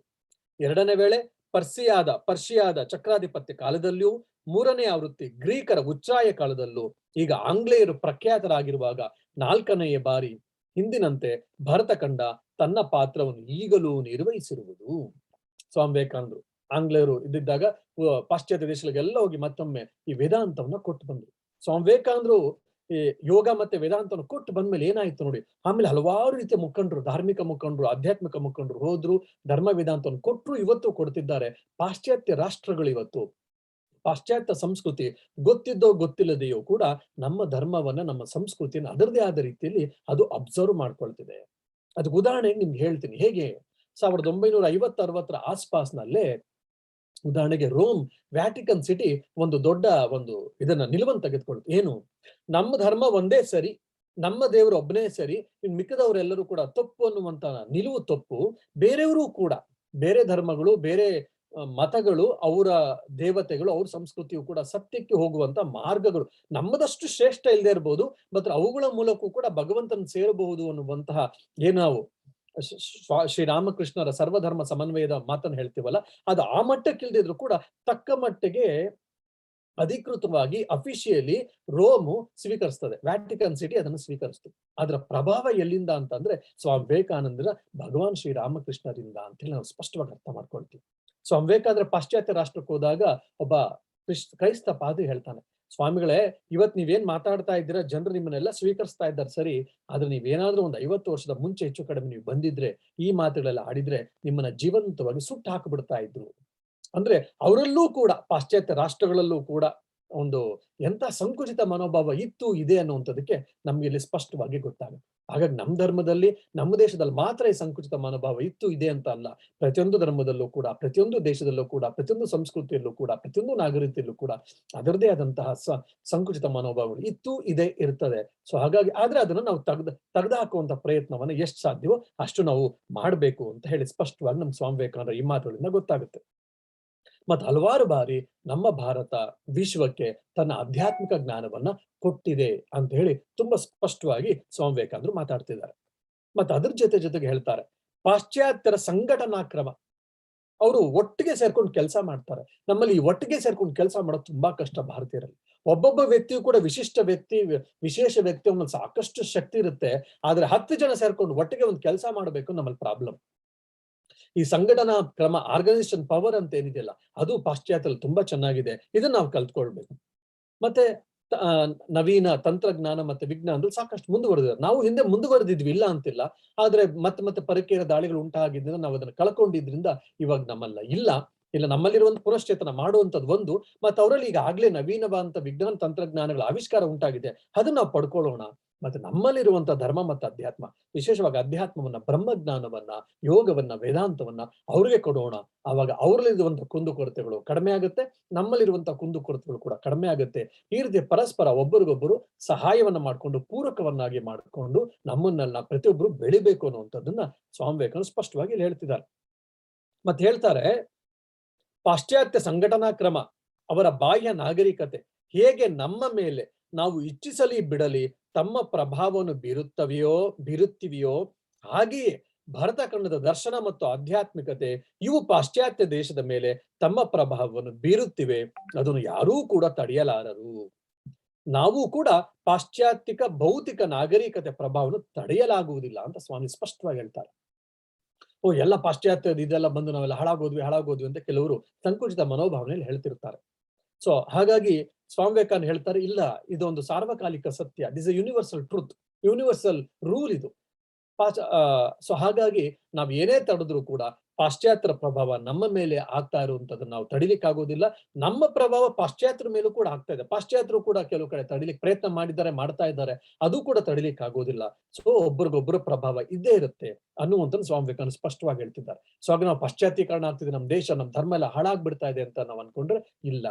ಅದು ಇದು ಯೂನಿವರ್ಸಲ್ ರೂಲ್, ಇದು ಭಗವಂತನ ಇಚ್ಛೆನೆ ಅಂತ ನಾವು ಅನ್ಕೊಳ್ಬಹುದು. ಬಹುಶಃ ಸ್ವಲ್ಪ ಅವರ ನಾಗರಿಕತೆ ನಮಗೆ ಹಿತಕಾರಿ, ಸ್ವಲ್ಪ ಅಧ್ಯಾತ್ಮ ಅವರಿಗೆ ಹಿತಕಾರಿ, ಹೀಗೆ ಸಮತೋಲನ ಉಂಟಾಗುತ್ತದೆ ಅಂತ ಹೇಳ್ತಾರೆ. ನಮ್ಮಿಂದ ಕೆಲವು ಅಂಶಗಳು ಅವ್ರು ಕಲ್ತ್ಕೊಂಡು ಅವ್ರು ಒಳ್ಳೆಯವರಾಗ್ತಾರೆ, ಅವರಿಂದ ನಾವು ಒಳ್ಳೆ ಅಂಶಗಳು ಕಲ್ತ್ಕೊಂಡು ನಾವು ಒಳ್ಳೆಯವರಾಗ್ತೀವಿ. ಇದು ನಮ್ಗೆ ಹಿತಕಾರಿನೇ ಆಗ್ತಾ ಇದೆ ಬಿಟ್ರೆ ಕೆಟ್ಟದೇನಾಗಲ್ಲ. ಹಾಗಾಗಿ ನಾವು ಇದನ್ನ ಅಕ್ಸೆಪ್ಟ್ ಮಾಡ್ಬೇಕು, ಸ್ವೀಕರಿಸಬೇಕು ಅಂತ. ಅಂದ್ರೆ ಒಂದು ವಿಶಾಲವಾದ ಮನೋಭಾವನೆ, ಕ್ಯಾಥಲಿಸಿಟಿ ಅಂತ ನಾವು ಹೇಳ್ತೀವಿ. ಆ ಕ್ಯಾಥಲಿಸಿಟಿಯ ಫೀಲಿಂಗ್ಸ್ ನ ಸ್ವಾಮಿ ವಿವೇಕಾನಂದ ಇಲ್ಲಿ ಕೊಡ್ತಿದ್ದಾರೆ. ಅದರಿಂದ ಕೊಡ್ತಾನೆ ಇದ್ರ ಜೊತೆ ಒಂದು ಕಿವಿ ಮಾತನ್ನು ನಮ್ಗೆ ಹೇಳ್ತಿದ್ದಾರೆ, ಎಚ್ಚರದ ಮಾತನ್ನು ಕೂಡ ಹೇಳ್ತಿದ್ದಾರೆ. ಏನು, ನಾವು ಪಾಶ್ಚಾತ್ಯರಿಂದ ಎಲ್ಲವನ್ನೂ ಕಲಿತುಕೊಳ್ಳಬೇಕು ಅಂತ ಏನಿಲ್ಲ, ಅಥವಾ ಅವರು ನಮ್ಮಿಂದ ಎಲ್ಲವನ್ನೂ ಕಲಿತುಕೊಳ್ಳಬೇಕು ಅಂತಲೂ ಇಲ್ಲ. ಪ್ರತಿಯೊಬ್ಬರು ಮುಂದೆ ಬರುವವರೆಗೆ ತಮ್ಮಲ್ಲಿರುವುದನ್ನು ಹಲವು ಶತಮಾನಗಳಿಂದ ಕನಸು ಕಾಣುತ್ತಿದ್ದ ಜನಾಂಗದ ಸಾಮರಸ್ಯವೆಂಬ ಆದರ್ಶ ಜಗತ್ತಿನ ಉದಯಕ್ಕೆ ದಾರೆ ಎರೆದು ಕೊಡಬೇಕು. ಅಂದ್ರೆ ಅವರಲ್ಲಿರೋದೆಲ್ಲ ಒಳ್ಳೇದೆ, ಹಂಗ ನಾವು ಅದನ್ನ ಸ್ವೀಕರಿಸಬೇಕು ಅಂತಿಲ್ಲ. ನಮ್ಮಲ್ಲಿರೋದೆಲ್ಲ ಒಳ್ಳೇದೆ, ಅವರು ಅದನ್ನ ಸುಮ್ನೆ ಬ್ಲೈಂಡ್ ಆಗಿ ಸ್ವೀಕರಿಸಬೇಕು ಅಂತಾನು ಇಲ್ಲ. ಆದ್ರೆ ಜಗತ್ನಲ್ಲಿ ಒಂದು ಸಾಮರಸ್ಯ ಉಂಟಾಗ್ಬೇಕು ಅಂದ್ರೆ, ಹಾರ್ಮನಿ ಉಂಟಾಗ್ಬೇಕು ಅಂತಂದ್ರೆ ಇದು ಅತ್ಯವಶ್ಯಕ ಅಂತ. ಇಲ್ಲಿ ಸೈಂಟಿಫಿಕ್ ವರ್ಸಸ್ ವೆಸ್ಟರ್ನೈಸೇಷನ್ ಇದು ತುಂಬಾ ನಮ್ಗೆ ನಾವು ಇವತ್ತಿನ ಕಾಲದ ಯುವಕ ಯುವತಿಯರು ಆಲೋಚನೆ ಮಾಡ್ಬೇಕು. ಪಾಶ್ಚಾತ್ಯ ದೇಶಗಳಿಂದ ಬಂದಂತ ಎಲ್ಲ ವಿಚಾರಧಾರೆಗಳು, ಅವರ ಜೀವನ ಶೈಲಿ, ಅವರ ಆಲೋಚನೆಗಳು ಎಲ್ಲವೂ ಕೂಡ ಸೈಂಟಿಫಿಕ್ ಆಗಿ ವೈಜ್ಞಾನಿಕವಾಗಿ ಇಲ್ಲ ಇದೆ ಅಂತ ಅನ್ಕೊಳ್ಳೋದು ತಪ್ಪು. ಸೊ ಸೈಂಟಿಫಿಕ್ ಬೇರೆ, scientific mentality, rational mind set ಬೇರೆ, ವೆಸ್ಟರ್ನೈಸೇಷನ್ ಬೇರೆ. ಉದಾಹರಣೆಗೆ ಅವ್ರು ಯಾವ ತರ ಬಟ್ಟೆ ಹಾಕೊಳ್ಳೋದು ನಾವು ಅದೇ ತರ ಬಟ್ಟೆ ಹಾಕೊಳ್ಳೋದು, ಅವ್ರು ಯಾವ ತರ ತಿಂತಾ ಇದ್ರು ನಾವು ಅದೇ ತರ ತಿನ್ಬೇಕು, ಅವ್ರು ಯಾವ ತರ ಆಲೋಚನೆ ಮಾಡ್ತಿರೋ ಅದೇ ತರ ಆಲೋಚನೆ ಮಾಡ್ಬೇಕು ಅಂತ ಯೋಚನೆ ಮಾಡ್ತೀವಲ್ಲ ನಾವು, ಅದು ತಪ್ಪು. ಉದಾಹರಣೆಗೆ ಇವತ್ತು ನಮ್ಮ ಫ್ಯಾಮಿಲಿ ಸಿಸ್ಟಮ್, ಕೌಟುಂಬಿಕ ವ್ಯವಸ್ಥೆ, ನಮ್ಮ ಕೌಟುಂಬಿಕ ವ್ಯವಸ್ಥೆ ನಮ್ಮ ಸಮಾಜದ ಕೇಂದ್ರ ಬಿಂದು ಆಗಿತ್ತು. ನಾನೊಂದ್ಸರಿ ಮಂಡ್ಯದಲ್ಲಿ ಪ್ರಾಯಶಃ ಒಂದ್ 3-4 ವರ್ಷದ ಮುಂಚೆ ಒಂದು ಉಪನ್ಯಾಸಕ್ಕೆ ಹೋಗಿದ್ದೆ. ಉಪನ್ಯಾಸಕ್ಕೆ ಹೋದಾಗ ಯುವಕರು ಒಳ್ಳೊಳ್ಳೆ ಪ್ರಶ್ನೆಗಳು ಕೇಳ್ತಿರ್ತಾರೆ, ನಮಗೂ ಕೂಡ ತುಂಬಾ ಆಸಕ್ತಿ ಇರ್ತದೆ. ಒಬ್ಬ ಯುವಕ ಪ್ರಶ್ನೆ ಕೇಳ್ದ, ಸ್ವಾಮೀಜಿ ನಮ್ಮಲ್ಲಿ ಸನ್ಯಾಸಿಗಳನ್ನ ಅತ್ಯಂತ ಗೌರವದಿಂದ ಕಾಣ್ತೀವಿ. ಒಬ್ಬ minister, prime minister, president of India ಅಂತ ಹಿಡಿದು ಒಬ್ಬ ಟಾಟಾ ಬಿರ್ಲಾ ಆಗಿದ್ರು ಕೂಡ ಸನ್ಯಾಸಿಗಳು ಗೌರವವನ್ನು ತೋರಿಸ್ತೀವಿ. ಯಾಕಂದ್ರೆ ಅದು ಅತ್ಯಂತ ಉನ್ನತವಾದ ಆಶ್ರಮ, ತುರಿಯ ಆಶ್ರಮ ಅಂತ ಹೇಳ್ತೀವಿ. ಸರಿ, ಹೌದು. ಆದ್ರೆ ದೇವರುಗಳೆಲ್ಲ ರಾಮನಾಗಿರ್ಬೋದು, ಕೃಷ್ಣನಾಗಿರ್ಬೋದು, ರಾಮಕೃಷ್ಣರಾಗಿರ್ಬೋದು, ಇಲ್ಲ ಶಿವ ಆಗಿರ್ಬೋದು, ಕೃಷ್ಣನಾಗಿರ್ಬೋದು, ವಿಷ್ಣು ಆಗಿರ್ಬೋದು, ಬ್ರಹ್ಮ ಆಗಿರ್ಬೋದು, ಎಲ್ಲರೂ ಕೂಡ ಮದುವೆ ಆಗಿದ್ರಲ್ಲ. ಸನ್ಯಾಸಾಶ್ರಮ ಶ್ರೇಷ್ಠಾಶ್ರಮ ಅಂತ ಆಗಿರೋದಾದ್ರೆ ಅವರೆಲ್ಲ ಕೂಡ ಸನ್ಯಾಸಿಗಳಾಗಿರ್ಬೋದಿತ್ತಲ್ಲ. ಅವ್ರಿಗೇನು ವಂಶಾಭಿವೃದ್ಧಿ ಆಗ್ಬೇಕು ಅನ್ನುವಂತ ಸಮಸ್ಯೆ ಇಲ್ವಲ್ಲ ದೇವರುಗಳಿಗೆಲ್ಲ, ಅವ್ರುಗಳೆಲ್ಲ ಯಾಕೆ ಮದುವೆ ಆದ್ರು ಅನ್ನುವಂತ ಪ್ರಶ್ನೆಯನ್ನ ಕೇಳಿದ. ನನಗೂ ಕೂಡ ಒಂದ್ ನಿಮಿಷದಲ್ಲಿ ಒಂಥರ ಚಕ್ ಅಂತ ಯೋಚನೆ ಮಾಡಕ್ ನನಗೊಂದು ಜೋಲ್ಟ್ ಸಿಕ್ತು, ಒಂದು ಚಕ್ ಅಂತ. ಏನಪ್ಪಾ ಇದು ಅಂತ ನಾನು ಯೋಚನೆ ಮಾಡಿದಾಗ ನನಗ್ ಸಿಕ್ಕಿದಂತ ಉತ್ತರಗಳು ಎರಡು. ಒಂದು, ನಾವು ತಾತ್ವಿಕ ಸಿದ್ಧಾಂತವನ್ನ ನೋಡಿದಾಗ ಬ್ರಹ್ಮ ಮತ್ತು ಶಕ್ತಿ ಅಂತ ಹೇಳ್ತೀವಲ್ಲ, ಅದನ್ನೇ ನಾವು ವೇದಾಂತದಲ್ಲಿ ಬ್ರಹ್ಮನ್ ಪ್ಲಸ್ ಮಾಯಾ ಅಂತ ಹೇಳ್ತೀವಿ. ಆ ಮಾಯಾ ಏನಪ್ಪಾ ಅಂದ್ರೆ ಶಕ್ತಿ ಅಂತ. ಬ್ರಹ್ಮನ ಶಕ್ತಿ ಮಾಯಾ. ಆ ಬ್ರಹ್ಮನ್, ಚತುರ್ಮುಖ ಬ್ರಹ್ಮನಲ್ಲಿ ಬ್ರಹ್ಮನ್, ಆ ಬ್ರಹ್ಮನ್ ಮಾಯಾ ಸಹಾಯದಿಂದ ಜಗತ್ತನ್ನ ಸೃಷ್ಟಿ ಮಾಡಿದ್ದಾನೆ, ಜಗತ್ತನ್ನ ತೋರಾಣಿಕೆ ಮಾಡ್ಕೊಳ್ತಿದ್ದಾನೆ ನಾವು ವೇದಾಂತದಲ್ಲಿ ಓದ್ತೀವಿ. ಆ ಮಾಯೆ ಮುಂದೆ ಶಕ್ತಿಯಾಗಿ, ಆದಿಶಕ್ತಿಯಾಗಿ ರೂಪುಗೊಳ್ತಾರೆ. ನಾವು ಏನು ಧಾರ್ಮಿಕ ಮತ್ತು ಆಧ್ಯಾತ್ಮಿಕ ಇತಿಹಾಸವನ್ನು ಅಧ್ಯಯನ ಮಾಡಿದವರು ನಮ್ಗೆ ಗೊತ್ತಿರುತ್ತೆ. ಆ ಮಾಯೆಯ ಒಂದು ಶಕ್ತಿಯಾಗಿ, ಲಕ್ಷ್ಮಿಯಾಗಿ, ಸರಸ್ವತಿಯಾಗಿ, ಇತ್ಯಾದಿಯಾಗಿ ಕಾಣ್ತು. ಹಾಗಾಗಿ ಬ್ರಹ್ಮನ್, ಪುರುಷ ಮತ್ತು ಪ್ರಕೃತಿ ಅಂತ ನಾವು ಹೇಳ್ತೀವಲ್ಲ, ಆ ಬ್ರಹ್ಮನ್ ಪ್ಲಸ್ ಮಾಯಾ ಅವೆರಡೂ ಇದ್ದಾಗೆ ಜಗತ್ತು ನಡೆಯುವಂಥದ್ದು, ಅದನ್ನೇ ಈಶ್ವರ ಅಂತ ನಾವು ಹೇಳ್ತೀವಿ. ಇದು ತಾತ್ವಿಕ ಆಯಾಮ. ಇನ್ನೊಂದು ಆಯಾಮವನ್ನ ನಾನು ಯೋಚನೆ ಮಾಡಿದಾಗ ನಂಗೆ ಅವನಿಗೆ ಉತ್ತರ ಕೊಟ್ಟಿದ್ದೇನಪ್ಪ ಅಂತ ಅಂದ್ರೆ, ಕೌಟುಂಬಿಕ ಪದ್ಧತಿ, ಒಬ್ಬ ಸ್ತ್ರೀ ಮತ್ತೆ ಪುರುಷ ಸರಿಯಾದ ರೀತಿಯಲ್ಲಿ ನಡ್ಕೊಂಡಾಗ, ಒಂದು ಕೌಟುಂಬಿಕ ವ್ಯವಸ್ಥೆ ಚೆನ್ನಾಗಿದ್ದಾಗ ದೇಶ ಸಮೃದ್ಧವಾಗಿರುತ್ತೆ, ದೇಶ ಚೆನ್ನಾಗಿ ನಡೀತಾ ಇರುತ್ತೆ, ಸುಭದ್ರವಾಗಿ ಸುವ್ಯವಸ್ಥಿತವಾಗಿ ನಡೀತಾ ಇರುತ್ತೆ ಅನ್ನುವಂತಹ ಕೌಟುಂಬಿಕ ವ್ಯವಸ್ಥೆಯ ಮೌಲ್ಯಗಳನ್ನು ಎತ್ತಿಡಲಿಕ್ಕೋಸ್ಕರ ಅವರೆಲ್ಲರೂ ಕೂಡ ಗೃಹಸ್ಥಾಶ್ರಮವನ್ನ ಪ್ರವೇಶ ಮಾಡಿದ್ರು, ಮತ್ತೆ ನಮಗೆ ತೋರಿಸ್ಲಿಕ್ಕೆ ಅಂತ. ಈ ಸಮಾಜದ ಕೇಂದ್ರ ಬಿಂದು ಆಧಾರ ಏನಪ್ಪಾ, ಯಾರಪ್ಪ ಅಂತಂದ್ರೆ ಗೃಹಸ್ಥರು, ಸದ್ಗೃಹಸ್ಥರು. ಇದನ್ನ ಸ್ವಾಮಿ ವಿವೇಕಾನಂದರು ತುಂಬಾ ಚೆನ್ನಾಗಿ ಕರ್ಮಯೋಗದಲ್ಲಿ ತುಂಬಾ ಚೆನ್ನಾಗಿ ಮಾತಾಡ್ತಾರೆ. ಸನ್ಯಾಸಿಗಳು, ಬ್ರಹ್ಮಚಾರಿಗಳು, ವಾನಪ್ರಸ್ಥಗಳನ್ನು ಎಲ್ಲರನ್ನೂ ಕೂಡ ನೋಡ್ಕೊಳ್ಳೋರು ಯಾರಪ್ಪ ಅಂದ್ರೆ ಈ ಗೃಹಸ್ಥರೇ. ಸಮಾಜದ ಬೆನ್ನೆಲುಬು ಯಾರಪ್ಪ ಅಂದ್ರೆ ಗೃಹಸ್ಥರು. ಆ ಗೃಹಸ್ಥಾಶ್ರಮ ಚೆನ್ನಾಗಿರ್ಬೇಕು ಅಂದ್ರೆ ಕೌಟುಂಬಿಕ ವ್ಯವಸ್ಥೆ ಚೆನ್ನಾಗಿರ್ಬೇಕು. ನಮ್ಮಲ್ಲಿ ಕೌಟುಂಬಿಕ ವ್ಯವಸ್ಥೆ ಚೆನ್ನಾಗಿತ್ತು ಹಿಂದಿನ ಕಾಲದಲ್ಲಿ. ಅಂದ್ರೆ ಒಬ್ಬ ಪುರುಷ ಇನ್ನೊಬ್ಬ ಸ್ತ್ರೀಯನ್ನು ಮದುವೆ ಆಗ್ತಾ ಇದ್ದು ತನ್ನ ಸ್ವಹಿತಕ್ಕೋಸ್ಕರ, ತನ್ನ ಮಜಾ ಮಾಡ್ಲಿಕ್ಕೋಸ್ಕರ, ತನಗೋಸ್ಕರ ಅನ್ನುವಂಥದ್ದು ಕೊನೆಯದಾಗಿತ್ತು. ಸಮಾಜಕ್ಕೋಸ್ಕರ ಮತ್ತೆ ಮನೆತನಕ್ಕೋಸ್ಕರ, ಕುಟುಂಬಕ್ಕೋಸ್ಕರ ಅಂತ ಆಲೋಚನೆ ಮಾಡ್ತಾ ಇದ್ದ. So marriage was A social institution.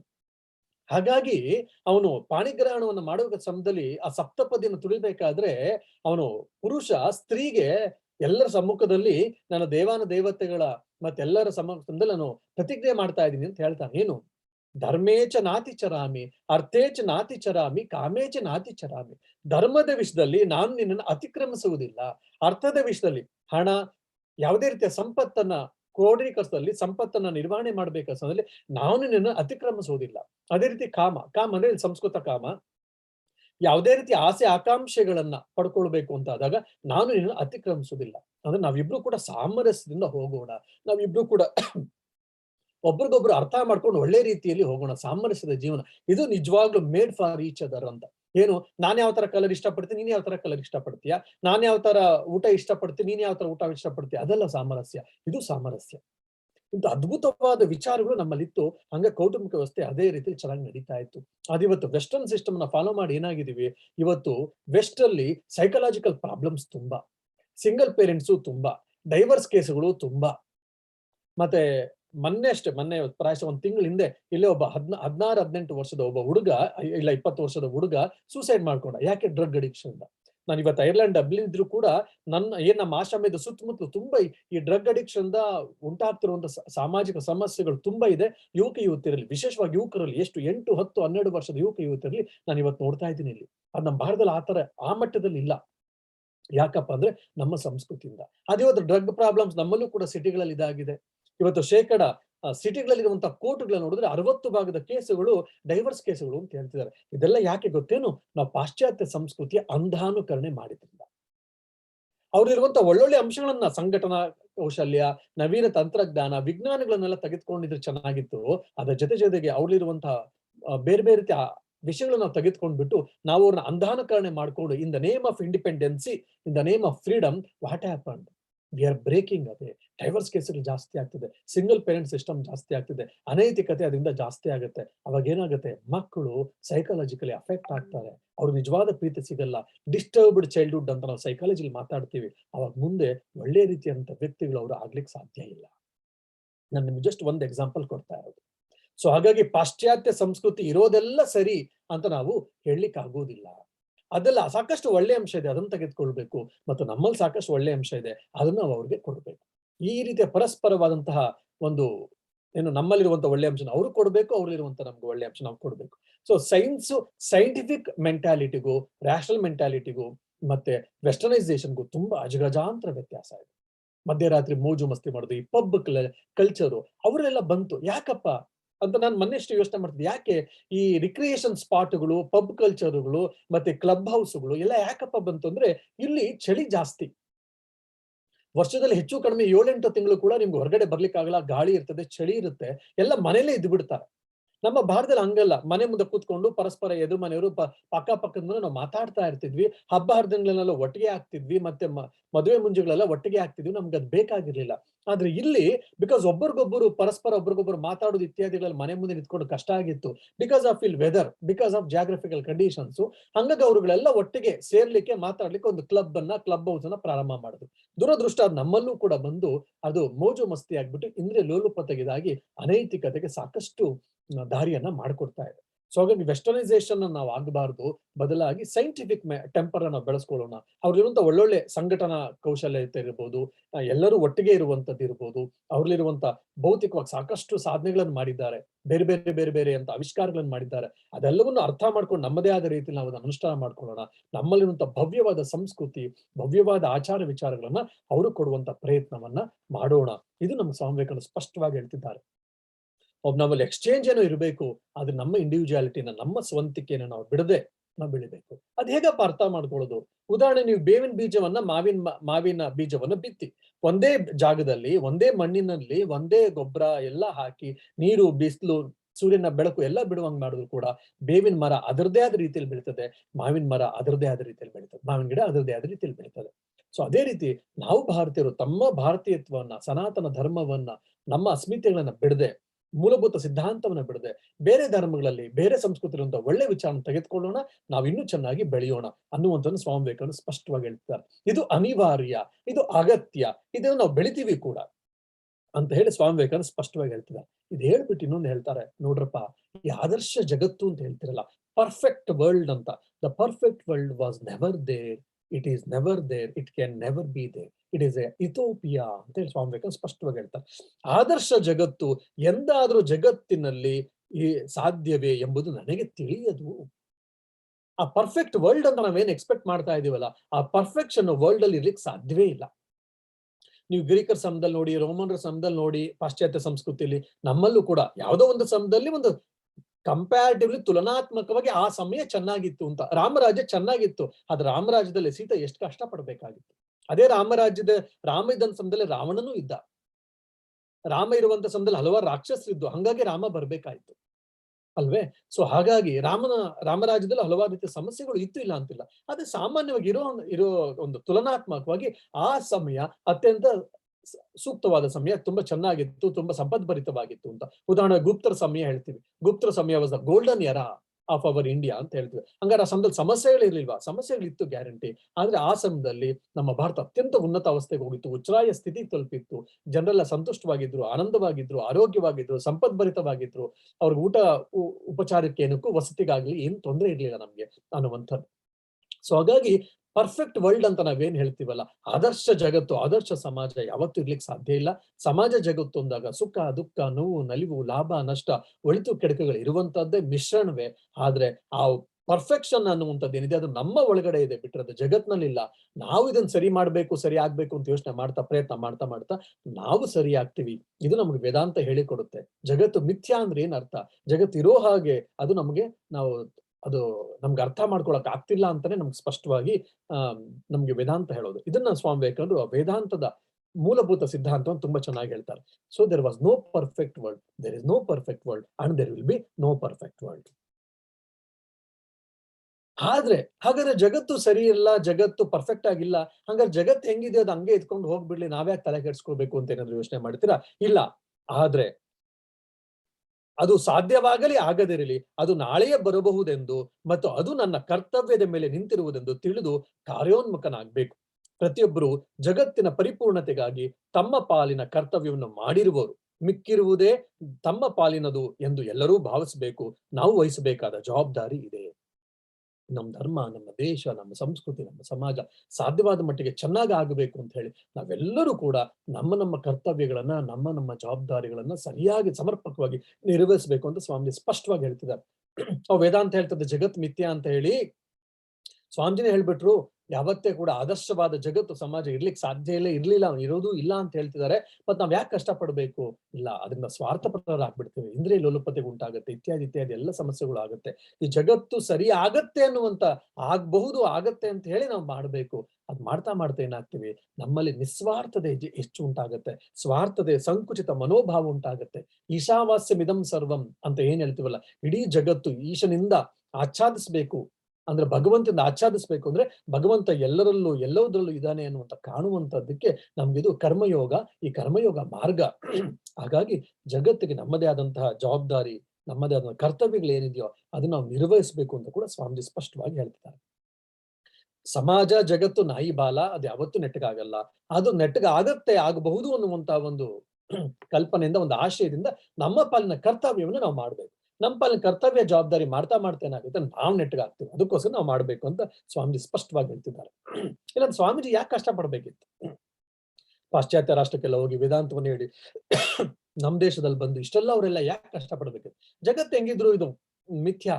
ಅವ್ರ ನಿರ್ವಿಕಲ್ಪ ಸಮಾಧಿಯನ್ನು ಅನುಭವಿಸಿದಂಥವ್ರು, ಅವ್ರು ಯಾವಾಗ ಬೇಕಾದ್ರೂ ಕೂತ್ಕೊಂಡು ಆನಂದದಲ್ಲಿ ತಮ್ಮ ಆನಂದದಲ್ಲಿ ಇರಬಹುದಂತ ವ್ಯಕ್ತಿ, ಅವ್ರಿಗೆ ಯಾವ್ದನ್ನು ಪಡ್ಕೊಳ್ಬೇಕು ಅಂತಿರ್ಲಿಲ್ಲ. ಆದ್ರೂ ಕೂಡ ಅಷ್ಟೆಲ್ಲ ಕಷ್ಟಪಟ್ರು.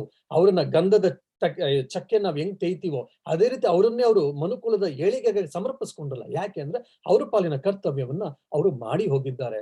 ಅದನ್ನೇ ಅವ್ರು ಹೇಳ್ತಿದ್ದಾರೆ, ನಿಮ್ ಪಾಲಿನ ಕರ್ತವ್ಯಗಳು ನೀವು ಕೂಡ ಮಾಡ್ರಪ್ಪ ಅಂತ. ಹಾಗೆ ಪ್ರತಿಯೊಬ್ಬ ಭಾರತೀಯನು ಕೂಡ ತನ್ನ ದೇಶಕ್ಕೆ ನಾನೇನ್ ಮಾಡ್ಬಲ್ಲೆ ಅಂತ ಆಲೋಚಿಸಿ ತನ್ನ ಕರ್ತವ್ಯವನ್ನ, ಜವಾಬ್ದಾರಿಯನ್ನ ಮಾಡ್ಬೇಕು ಅಂತ ಸ್ವಾಮಿ ವಿವೇಕಾನಂದ ಕರೆ ಕೊಟ್ಟಿದ್ದಾರೆ. ಆ ಕರೆನ ನಾವೆಲ್ಲರೂ ಕೂಡ ಸ್ವೀಕರಿಸುವಂತ ಪ್ರಯತ್ನವನ್ನ ಮಾಡೋಣ.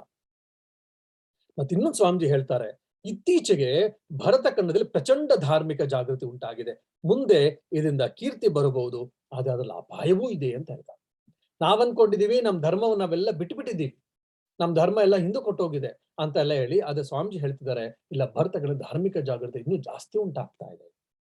ಸೊ ಹಾಗಾಗಿ ನಮ್ಗೆ ಇತಿಹಾಸ ಸಂಪೂರ್ಣವಾಗಿ ನಾವು ಅಧ್ಯಯನ ಮಾಡಿಲ್ಲ. ಮೊದಲು ನಮ್ಮ ಇತಿಹಾಸವನ್ನು ಸರಿಯಾಗಿ ಬರ್ದಿಲ್ಲ, ಎಲ್ಲ ಅದನ್ನ ತಿರ್ಚಿ ಪರಿಚಿ ಬರ್ದಿದ್ದಾರೆ. ಒಂದು. ಎರಡನೇದು, ಒಂದು ಪ್ರಾಯಶಃ ಹಿಂದೆ ಕಂಪೇರ್ ಮಾಡಿದ್ರೆ ಈಗ ಧಾರ್ಮಿಕ ಜಾಗೃತಿ ಇನ್ನೂ ಹೆಚ್ಚೆಚ್ಚು ಉಂಟಾಗಿದೆ ಅಂತ ಸ್ವಾಮಿ ವಿವೇಕಾನಂದ ಹೇಳ್ತಿದ್ದಾರೆ. ಸೊ ಅದು ಋಷಿ ವಾಕ್ಯ. ಹಾಗಾಗಿ ಸಾಮಾನ್ಯವಾಗಿ ಯಾವುದೋ ಸುಮ್ನೆ ಕವಿ ಕಲ್ಪನೆಯೋ ಇಲ್ಲ ಅಲ್ಲಿ ಜನರಿಗೆ ಒಂದು ಸಭಾ ಮರ್ಯಾದೆಗೋಸ್ಕರ ಹೇಳಿದಂತ ಮಾತಲ್ಲ ಇದು. ಹಾಗಾಗಿ ಧಾರ್ಮಿಕ ಜಾಗೃತಿ ಹೆಚ್ಚೆಚ್ಚು ಉಂಟಾಗ್ತಿದೆ ಅಂತ ಹೇಳಿದ್ದಾರೆ. ಸೊ ಇದರಲ್ಲಿ ನಮ್ಗೊಂದು ಬೆಳಕು ಕಾಣುತ್ತೆ, ಒಂದು ಜ್ಯೋತಿ ಕಾಣುತ್ತೆ. ಸ್ವಾಮೀಜಿ ಹೇಳಿದ್ದಾರೆ ಅಂದ್ರೆ ನಮ್ ಧರ್ಮ ಇರುತ್ತೆ, ಇನ್ನು ಮುಂದೆ ಹೋಗುತ್ತೆ, ನಮ್ಮ ಪಾಲಿನ ನಾವು ಕರ್ತವ್ಯ ಮಾಡೋಣ. ಇದರಿಂದ ಕೀರ್ತಿ ಬರುತ್ತೆ, ಆದ್ರೆ ಅಪಾಯನೂ ಇದೆ. ಯಾಕೆ ಅಂದ್ರೆ ಕೆಲವು ವೇಳೆ ಜಾಗೃತಿಯಿಂದ ಮತಭ್ರಾಂತಿ ಉಂಟಾಗುತ್ತೆ. ನಮ್ ಧರ್ಮ ಒಂದೇ ಸರಿ, ಬೇರೆ ಧರ್ಮಗಳೆಲ್ಲ ತಪ್ಪು ಅನ್ನುವಂಥದ್ದು, ನಮ್ ಧರ್ಮದಲ್ಲಾಗ್ಲಿ ಬೇರೆ ಧರ್ಮದಲ್ಲಾಗ್ಲಿ ಈ ಮತಭ್ರಾಂತಿ ಉಂಟಾಗುತ್ತೆ. ಈ ಫೆನಟಿಸಮ್ ಇಂದಾನು ಎಲ್ಲ ರಕ್ತಪಾತ, ಬ್ಲಡ್ ಶೆಡ್ ಉಂಟಾಗೋದು. ಹಾಗಾಗಿ ಈ ವಿಷಯದ ಬಗ್ಗೆ ಸ್ವಲ್ಪ ನೀವು ಎಚ್ಚರದಿಂದಿರಿ. ನಾವೆಲ್ಲರೂ ಎಚ್ಚರದಿಂದಿರ್ಬೇಕು, ನಾವು ಎಚ್ಚರದಿಂದ ಇರೋಣ. ಯಾಕೆ ಅದು ಕೆಲವು ಟೈಮು ಮಿತಿ ಮೀರಿ ಹೋಗುತ್ತೆ ಅಂತ ಸ್ವಾಮೀಜಿ ಹೇಳ್ತಿದ್ದಾರೆ. ಮಿತಿ ಮೀರಿ ಹೋದಾಗ ಏನಾಗುತ್ತೆ, ಅವಾಗ ಯಾರು ನಾವ್ ಇದನ್ನ ಹುಟ್ಟಾಕಿದೀವೋ ಆ ಪ್ರವಾದಿಗಳೇ ಇದನ್ನ ನಿಗ್ರಹಿಸ್ಲಿಕ್ಕೆ ಆಗೋದಿಲ್ಲ, ಆ ರೀತಿ ಆಗುತ್ತೆ ಅಂತ. ಬೇರೆ ಬೇರೆ ಧರ್ಮಗಳಲ್ಲಿ ಉಂಟಾಗ್ತಿರುವಂತ ರಕ್ತಪಾತಗಳನ್ನ ನಾವು ನೋಡಿದಾಗ ನಮ್ಗೆ ಸ್ಪಷ್ಟವಾಗಿ ಗೊತ್ತಾಗುತ್ತೆ. ಹಾಗಾಗಿ ನಾವು ಇದನ್ನ ಸ್ವಲ್ಪ ಯೋಚನೆ ಮಾಡ್ಕೊಂಡು ಇದನ್ನ ಹುಷಾರಾಗಿರ್ಬೇಕು ಅಂತ ಹೇಳ್ತಾರೆ. ಇನ್ನೊಂದು ಕಡೆ ಏನ್ ಹೇಳ್ತಾರೆ, ಪೂರ್ವಾಚಾರ ಪರಾಯಣರು ಒಂದು ಕಡೆ, ಪಾಶ್ಚಾತ್ಯ ಸಂಸ್ಕೃತಿ ಅಂತರಾಳಕ್ಕೆ ದಾಳಿ ಇಟ್ಟ ಜಳ ನಿರೀಶ್ವರವಾದ ಒಂದು ಕಡೆ. ಇವುಗಳ ಮಧ್ಯದಲ್ಲಿ ನಾವು ಹೋಗ್ಬೇಕಾಗಿದೆ. ಒಂದ್ ಕಡೆ ಸಂಪ್ರದಾಯವಾದಿಗಳು, ಇನ್ನೊಂದ್ ಕಡೆ ನಿರೀಶ್ವರವಾದಿಗಳು, ಅಗ್ನಾಸ್ಟಿಕ್ಸ್, ಏಥಿಸ್ಟು, ಮತ್ತೆ ಸೈಂಟಿಫಿಕ್ ಲಾಜಿಕಲ್ ಪಾಸಿಟಿವಿಸ್ಟ್ ಅಂತ ಹೇಳ್ತೀವಿ ನಾವು. ಲಾಜಿಕಲ್ ಪಾಸಿಟಿವಿಸ್ಟ್ ವೆಸ್ಟರ್ನ್ ಇದರಲ್ಲಿ ಮೆಟಾಫಿಸಿಕ್ಸ್ ಇಸ್ ಮೀನಿಂಗ್ಲೆಸ್ ಅಂತ. ಈ ಧರ್ಮ, ಅಧ್ಯಾತ್ಮ, ಈ ಮೆಟಾಫಿಸಿಕ್ಸ್, ತತ್ವಶಾಸ್ತ್ರ ಇದೆಲ್ಲವೂ ಕೂಡ ಸುಮ್ಮನೆ ಇದು ಟೊಳ್ಳು ಇವೆಲ್ಲ ಏನು ಇದಕ್ಕೆ ಅರ್ಥವಿಲ್ಲ, ನಿರರ್ಥಕ ಅನ್ನುವಂಥದ್ದನ್ನು ಹೇಳ್ತಾರೆ. ಅದರಿಂದ ಸಾಕಷ್ಟು ಪಾಶ್ಚಾತ್ಯ ಸಂಸ್ಕೃತಿ ಪ್ರಭಾವಕ್ಕೊಳಗಾಯ್ತು. ಈ ರೀತಿಯಾದ ಎರಡೂ ಮಧ್ಯದಲ್ಲಿ ನಾವಿದೆ. ಒಂದ್ ಕಡೆ ಸಂಪ್ರದಾಯವಾದಿಗಳು, ಇನ್ನೊಂದು ಕಡೆ ನಿರೀಶ್ವರವಾದಿಗಳು. ಭಗವಂತ ಇಲ್ಲ, ಈಶ್ವರ, ಜಗತ್ತು ಇದೆಲ್ಲ ಏನೂ ಇಲ್ಲ, ಆತ್ಮ ಅದೇ ಇತ್ಯಾದಿಗಳು ಏನೂ ಇಲ್ಲ, ಚೆನ್ನಾಗಿ ಮಜಾ ಮಾಡು, ಚೆನ್ನಾಗಿರೋ ಅಷ್ಟು ದಿವಸ ಆನಂದವಾಗಿರು ಅನ್ನುವಂಥದ್ದು ಈ ರೀತಿಯಾದಂತಹ ಟೊಳ್ಳುವಾದ. ಈ ಎರಡು ಮಧ್ಯದಲ್ಲಿ ನಾವಿದ್ದೀವಿ. ಇವೆರಡನ್ನೂ ನಾವು ಜಾಗೃತರಾಗಿರ್ಬೇಕು. ಒಂದ್ ಕಡೆ ತುಂಬಾ ನಾವು ಸಂಕುಚಿತ ಮನೋಭಾವದಿಂದ ಸಂಪ್ರದಾಯವಾದಿಗಳು ಗೊಡ್ಡು ಸಂಪ್ರದಾಯಕ್ಕೂ ಒಳಗಾಗಬಾರದು. ಇನ್ನೊಂದ್ ಕಡೆ in the name of materialism, in the name of westernisation, in the name of scientific temperament ಅಂತ ಹೇಳ್ಬಿಟ್ಟು, ರ್ಯಾಷನಲ್ ಮೈಂಡ್ ಸೆಟ್ ಅಂತ ಹೇಳಿ ನಾವು ತುಂಬಾ ವಿಶಾಲವಾಗಿರುವಂತವ್ರು, ವೈಜ್ಞಾನಿಕ ಮನೋಭಾವ ಉಳ್ಳಂತಹದವರು, ನಾವೆಲ್ಲವನ್ನು ಕೂಡ ಪರಿಶೀಲಿಸಿ ತೆಗೆದುಕೊಳ್ತೀವಿ ಎನ್ನುವಂತಹ ಭಾವನೆಯನ್ನು ಹೇಳ್ತಾ ವಿಜ್ಞಾನದ ಹೆಸರಿನಲ್ಲಿ ನಿರೀಶ್ವರವಾದಿಗಳಾಗ್ತಿದ್ದಾರೆ. ಇನ್ನೊಂದು ಕಡೆ ಇವೆರಡರ ಮಧ್ಯದಲ್ಲೂ ಕೂಡ ನಾವು ಹುಷಾರಾಗಿರ್ಬೇಕು ಅಂತ ಹೇಳಿ ಸ್ವಾಮಿ ವಿವೇಕಾನಂದರು ನಮ್ಗೆ ಎಚ್ಚರಿಸ್ತಾ ಇದ್ದಾರೆ. ಇನ್ನೊಂದು ಅದ್ಭುತವಾದ ವಿಷಯವನ್ನು ಸ್ವಾಮೀಜಿ ಮಾತಾಡ್ತಾರೆ. ಏನಪ್ಪಾ ಅಂತಂದ್ರೆ, ನಾವು ಪಾಶ್ಚಾತ್ಯರಾಗಲಾರೆವು, ಅದರಿಂದ ಪಾಶ್ಚಾತ್ಯರನ್ನು ಅನುಕರಿಸಿ ಪ್ರಯೋಜನವಿಲ್ಲ. ನಾವು ಪಾಶ್ಚಾತ್ಯರನ್ನು ಅನುಕರಿಸುವುದಕ್ಕೆ ಪ್ರಯತ್ನ ಪಟ್ಟೊಡನೆಯೇ ನಾಶವಾಗುವಿರಿ, ನೀವು ನಿರ್ಜೀವರಾಗುತ್ತೀರಿ. ಎರಡನೆಯದಾಗಿ ಇದು ಅಸಾಧ್ಯ. ಯಾಕೆ? ಮಾವಿನ ಮರ ಏನೇ ಮಾಡಿದ್ರು ಕೂಡ, ನೀವು ಎಷ್ಟೇ ಮಾಡಿದ್ರು ಕೂಡ ಬೇವಿನ ಮರ ಆಗ್ಲಿಕ್ಕೆ ಸಾಧ್ಯ ಇಲ್ಲ. ಬೇವಿನ ಮರಕ್ಕೆ ನೀವು ಎಷ್ಟೇ ನೀರು ಹಾಕೋದಲ್ಲಿ ಅದಕ್ಕೆ ಸಕ್ಕರೆ ಎಲ್ಲ ಮಿಕ್ಸ್ ಮಾಡಿ ಸಕ್ಕರೆ ಪಾನಕವನ್ನೇ ನೀವು ಕೊಟ್ರು ಕೂಡ ಬೇವು ಸಿಹಿ ಆಗ್ಲಿಕ್ಕೆ ಸಾಧ್ಯ ಇಲ್ಲ. ಸಿಹಿ ಆಯ್ತು ಅಂದ್ರೆ ಬೇವಾಗಿರೋದಿಲ್ಲ. ಆ ಮೆಡಿಸಿನಲ್ ವ್ಯಾಲ್ಯೂ ಇತ್ಯಾದಿಗಳು ಏನಿರುತ್ತೋ ಬೇವಲ್ಲಿ ಅದೆಲ್ಲ ಹೊರಟೋಗುತ್ತೆ. ಸೊ ಅದೇ ರೀತಿ ಸ್ವಾಮೀಜಿ ಸ್ಪಷ್ಟವಾಗಿ ಹೇಳ್ತಿದ್ದಾರೆ, ನೀವು ಪಾಶ್ಚಾತ್ಯರಾಗಲಾರಿರಿ, ಆಗೋದಕ್ಕೆ ಪ್ರಯತ್ನ ಮಾಡಬೇಡಿ. ಆಗಕ್ಕೆ ಪ್ರಯತ್ನ ಪಟ್ರೆ ನೀವು ನಾಶವಾಗ್ತೀರಾ ಅಂದ್ರೆ ಅರ್ಥ ಏನು? ನಾವು ಸತ್ತೋಗ್ತೀವಿ ಅಂತನಾ? ಸತ್ತೋಗ್ತೀವಿ ಅಂದ್ರೆ ಯಾವ ರೀತಿ ಅರ್ಥ ಮಾಡ್ಕೋಬೇಕು ಅಂದ್ರೆ, ನಮ್ಮ ಸ್ವಂತಿಕೆ ಹೊರಟೋಗುತ್ತೆ. ಏನು ವಸುದೈವ ಕುಟುಂಬಕಂ ಸರ್ವಂ ಕಲ್ವಿದಂ ಬ್ರಹ್ಮ ಅನ್ನುವಂತಹದ್ದು. ಮತ್ತೆ ಎಂತ ಅದ್ಭುತವಾದ ವಿಚಾರಧಾರೆಗಳು, ಅದ್ಭುತವಾದ ಆಲೋಚನೆಗಳನ್ನು ನಾವು ಜಗತ್ತಿಗೆ ನಾವು ಕೊಟ್ಟಿದ್ದೀವಲ್ಲ, ಆ ಆಲೋಚನಾ ಧಾರೆ, ಆ ವಿಚಾರಧಾರೆಗಳು, ಆ ಭವ್ಯವಾದ ಸಂಸ್ಕೃತಿ ಇರಬೇಕು ಅಂತಂದ್ರೆ ನಮ್ಮ ಭಾರತ, ನಮ್ಮ ಸನಾತನ ಸಂಸ್ಕೃತಿ, ನಮ್ಮ ವೈದಿಕ ಸಂಸ್ಕೃತಿ ಇರಬೇಕಾಗತ್ತೆ. ಹಾಗಾಗಿ ಅದೆಲ್ಲ ಇರಬೇಕು ಅಂದ್ರೆ ನಾವು ಭಾರತೀಯರಾಗಿರ್ಬೇಕು. ಪಾಶ್ಚಾತ್ಯದಲ್ಲಿ ಒಂದು ಒಳ್ಳೆ ಅಂಶಗಳನ್ನೆಲ್ಲ ತೆಗೆದುಕೊಳ್ಳೋಣ ನಾವು, ಆದ್ರೆ ನಮ್ಮ ತನವನ್ನ, ನಮ್ಮ ಸ್ವಂತಿಕೆಯನ್ನ ನಾವು ಬಿಡಬಾರದು. ಬಿಟ್ರೆ ನೀವು ನಾಶ ಆಗ್ತೀರಾ ಅಂತ. ಇದು ಈಜಿಪ್ಟಿಯನ್ ಸಿವಿಲೈಸೇಷನ್ ನೋಡ್ಬೋದು. ಇರಾನಲ್ಲಿ ಏನು ನಮಗೆ ಪಾರ್ಸಿನ್ಸ್ ಇದ್ರು, ಅದು ಹೊರಟೋಯ್ತು. ಸೊ ಆ ರೀತಿ ಹಳೆಯ ನಾಗರಿಕತೆಗಳು ಏನೇನಿತ್ತು ಅದೆಲ್ಲವೂ ಕೂಡ ಇವತ್ತು ಹೊರಟೋಯ್ತು. ಯಾಕಪ್ಪ ಅಂದ್ರೆ ಬೇರೆಯ ನಾಗರಿಕತೆಗಳನ್ನ, ಬೇರೆಯ ಧರ್ಮವನ್ನ ಅವ್ರ ಅಂಧಾನುಕರಣೆಯನ್ನ ಮಾಡ್ಕೊಂಡು ಅದನ್ನ ಸ್ವೀಕರಿಸ್ಬಿಟ್ರು. ಹಾಗಾಗಿ ಆ ಎಲ್ಲ ನಾಗರಿಕತೆಗಳು ಕೂಡ ಹಾಳಾಗಿ ಹೋಯ್ತು. ಹಾಗಾಗಿ ನಾವು ನಮ್ಮ ಧರ್ಮವನ್ನ, ನಮ್ಮ ಸಂಸ್ಕೃತಿಯನ್ನ ನಾವು ಬಿಡಬಾರದು, ನಮ್ಮ ತನವನ್ನ ನಾವು ಬಿಡಬಾರದು. ನಾವು ಬೇರೆಯವ್ರಿಗೆ ಸಹಾಯ ಮಾಡಬೇಕು, ಅವ್ರಿಗಂತ ಒಳ್ಳೆ ಅಂಶ ತೆಗೆದುಕೊಂಡು ನಾವು ಬೆಳಿಬೇಕು. ಬಿಟ್ರೆ ನಮ್ಮ ತನವನ್ನ ನಾವು ಬಿಡಬಾರದು ಅಂತ ಸ್ವಾಮಿ ವಿವೇಕಾನಂದರು ಸ್ಪಷ್ಟವಾಗಿ ಹೇಳ್ತಾ ಇದ್ದಾರೆ. ಮತ್ತೆ ಅನಾದಿ ಕಾಲದ ನದಿ ಒಂದೆಡೆ ಉಗಮಿಸಿದೆ, ಅದು ಸಹಸ್ರಾರು ವರ್ಷಗಳಿಂದ ಒಂದು ದಿಕ್ಕಿನಲ್ಲಿ ಹರಿಯುತ್ತಿದೆ. ಈ ನದಿಯನ್ನು ಹಿಮಾಲಯದಲ್ಲಿರುವ ಅದರ ಮೂಲ ಸ್ಥಾನಕ್ಕೆ ಹಿಂತಿರುಗಿಸಬಲ್ಲಿರಾ? ಒಂದು ವೇಳೆ ಅದು ಸಾಧ್ಯವಾದರೂ ನೀವು ಪಾಶ್ಚಾತ್ಯಲಾಗಲಾರಿರಿ ಅಂತ ಹೇಳಿ ಸ್ವಾಮಿ ವಿವೇಕಾನಂದರು ಹೇಳ್ತಾರೆ. ಸ್ವಾಮಿ ವಿವೇಕಾನಂದರು ಯಾವ ಮಟ್ಟಕ್ಕೆ ಹೋಗ್ತಾರೆ ನೋಡಿ. ಗಂಗಾ ನದಿ ನೂರಾರು ವರ್ಷದಿಂದ ಹರಿತಾ ಇದೆ, ಹಂಗಾಗಿ ಅದು ಹರಿತಾ ಇರುವಂತ ನದಿ ನೀವು ಮತ್ತೆ ವಾಪಸ್ ಏನಾದ್ರು ಹಿಮಾಲಯದ ಕಡೆಗೆ ಮೂಲಕ್ಕೆ ತೆಗೆದುಕೊಂಡು ಹೋಗ್ಲಿಕ್ಕೆ ಆಗುತ್ತಾ? ಆಗೋದಿಲ್ಲ. ಅದೇನೋ ಸರಿ, ನೀವು ಸೈಂಟಿಫಿಕ್ ಆಗಿ ನೀವು ಭಗೀರಥ ಪ್ರಯತ್ನ ಮಾಡಿ ವಾಪಸ್ ತೆಗೆದುಕೊಂಡು ಹೋಗಿ ಅದು ಸಾಧ್ಯ. ಅದು ಕೂಡ ಭಾರತ ಪಾಶ್ಚಾತ್ಯೀಕರಣ ಸಂಪೂರ್ಣವಾಗಿ ಆಗಕ್ ಸಾಧ್ಯ ಇಲ್ಲ. ಯಾಕಂದ್ರೆ ಅದರದೇ ಆದಂತ ಅಸ್ಮಿತೆ ಇದೆ, ಅದರದೇ ಆದ ಶಕ್ತಿ ಇದೆ, ಅದರದೇ ಆದ ತಾಕತ್ತಿದೆ. ಸೊ ಹಂಗಾಗಿ ಯಾರು ಏನು ಮಾಡಕ್ಕಾಗಲ್ಲ. ಅದೇನಾದ್ರೂ ಆತರ ಆಗ್ತಾ ಇದ್ರು ಕೂಡ ಮತ್ತೆ ಸಾಧು ಸಂತರು ಬಂದು ಅದನ್ನ ನವೀಕರಣವನ್ನ ಮಾಡ್ತಾ ಇದ್ದಾರೆ, ಮಾಡ್ತೀವಿ. ಹಾಗಾಗಿ ನೀವು ಯೋಚನೆ ಮಾಡಬೇಡಿ. ಆದ್ರೆ ಪ್ರತಿಯೊಬ್ಬ ಭಾರತೀಯನಿಗೂ, ಪ್ರತಿಯೊಬ್ಬ ಹಿಂದೂವಿಗೂ ಕೂಡ, ಸನಾತನ ಧರ್ಮಿಗೂ ಕೂಡ ಅವಂದೇ ಆದಂತ ಜವಾಬ್ದಾರಿಗಳಿದೆ. ಆ ಜವಾಬ್ದಾರಿನ ಅರ್ಥ ಮಾಡ್ಕೊಂಡು ನಿಮ್ಮ ಕರ್ತವ್ಯಗಳನ್ನ ಮಾಡಿ, ಅವಾಗ ನಾವೆಲ್ಲರೂ ಕೂಡ ಸಾಮರಸ್ಯದಿಂದ ಬಾಳ್ಬೋದು, ಚೆನ್ನಾಗಿ ಬಾಳ್ಬೋದು. ಹಾಗಾಗಿ ನಾವು ನಮ್ಮ ದೇಶಕ್ಕೆ, ನಮ್ಮ ಧರ್ಮಕ್ಕೆ, ನಮ್ಮ ಸಂಸ್ಕೃತಿಗೆ ಏನ್ ಕೊಡುಗೆ ಕೊಡಬಹುದು ಆಲೋಚನೆ ಮಾಡಿ ಕೊಡಿ. ಆಮೇಲೆ ನೀವು ಕೂಡ ಬೆಳೀರಿ, ವಿಶಾಲ ಮನೋಭಾವನೆ ಇರಿ ಎನ್ನುವಂತ ಅದ್ಭುತ ವಿಚಾರಧಾರೆಗಳನ್ನ ಸ್ವಾಮಿ ವಿವೇಕಾನಂದರು ಹೇಳ್ತಿದ್ದಾರೆ. ಬರುವ ವಾರ ಇನ್ನು ಕೆಲವು ವಿಚಾರಗಳನ್ನ ಸ್ವಾಮಿ ವಿವೇಕಾನಂದರು ಏನ್ ಹೇಳಿದ್ದಾರೋ ಅದನ್ನ ಹೇಳುವಂತ ಪ್ರಯತ್ನ ಮಾಡ್ತೇನೆ. ನಿಮ್ಮಲ್ಲಿ ಏನಾದ್ರು ಪ್ರಶ್ನೆ ಉತ್ತರಗಳಿದ್ರೆ ನೀವು ಅದಕ್ಕೆ ಪ್ರಶ್ನೆಗಳನ್ನು ಕೇಳ್ಬೋದು.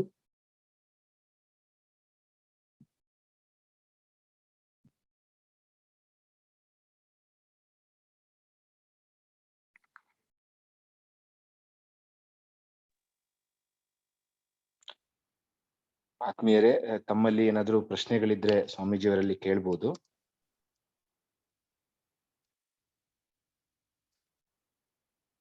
ಸರಿ, ಪ್ರಶ್ನೆ ಇಲ್ಲದಿದ್ದಲ್ಲಿ ಸ್ವಾಮೀಜಿ ಕಾರ್ಯಕ್ರಮವನ್ನ ಮುಕ್ತಾಯಗೊಳಿಸಬಹುದು ಸ್ವಾಮೀಜಿ.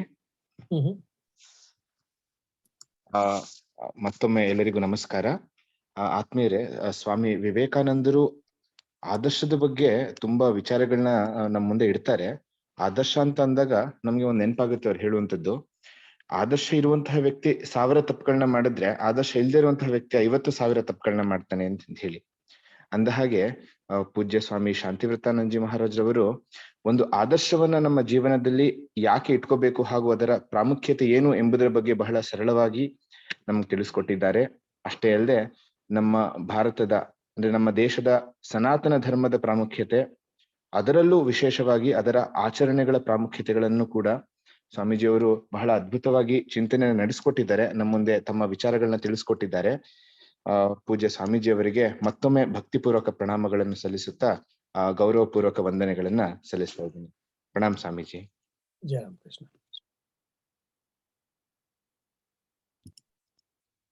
ನಮಃ ಶ್ರೀ ಯತಿರಾಜಾಯ ವಿವೇಕಾನಂದ ಸೂರಯೇ ಸಚ್ಚಿತ್ ಸುಖ ಸ್ವರೂಪಾಯ ಸ್ವಾಮಿನೇ ತಾಪಹಾರಿಣಿ ಪವಿತ್ರಂ ಚರಿತಂ ಯಸ್ಯ ಪವಿತ್ರಂ ಜೀವನಂ ತಥಾ ಪವಿತ್ರತಾ ಸ್ವರೂಪಿಣ್ಯೈ ತಸ್ಯೈ ದೇವ್ಯೈ ನಮೋ ನಮಃ.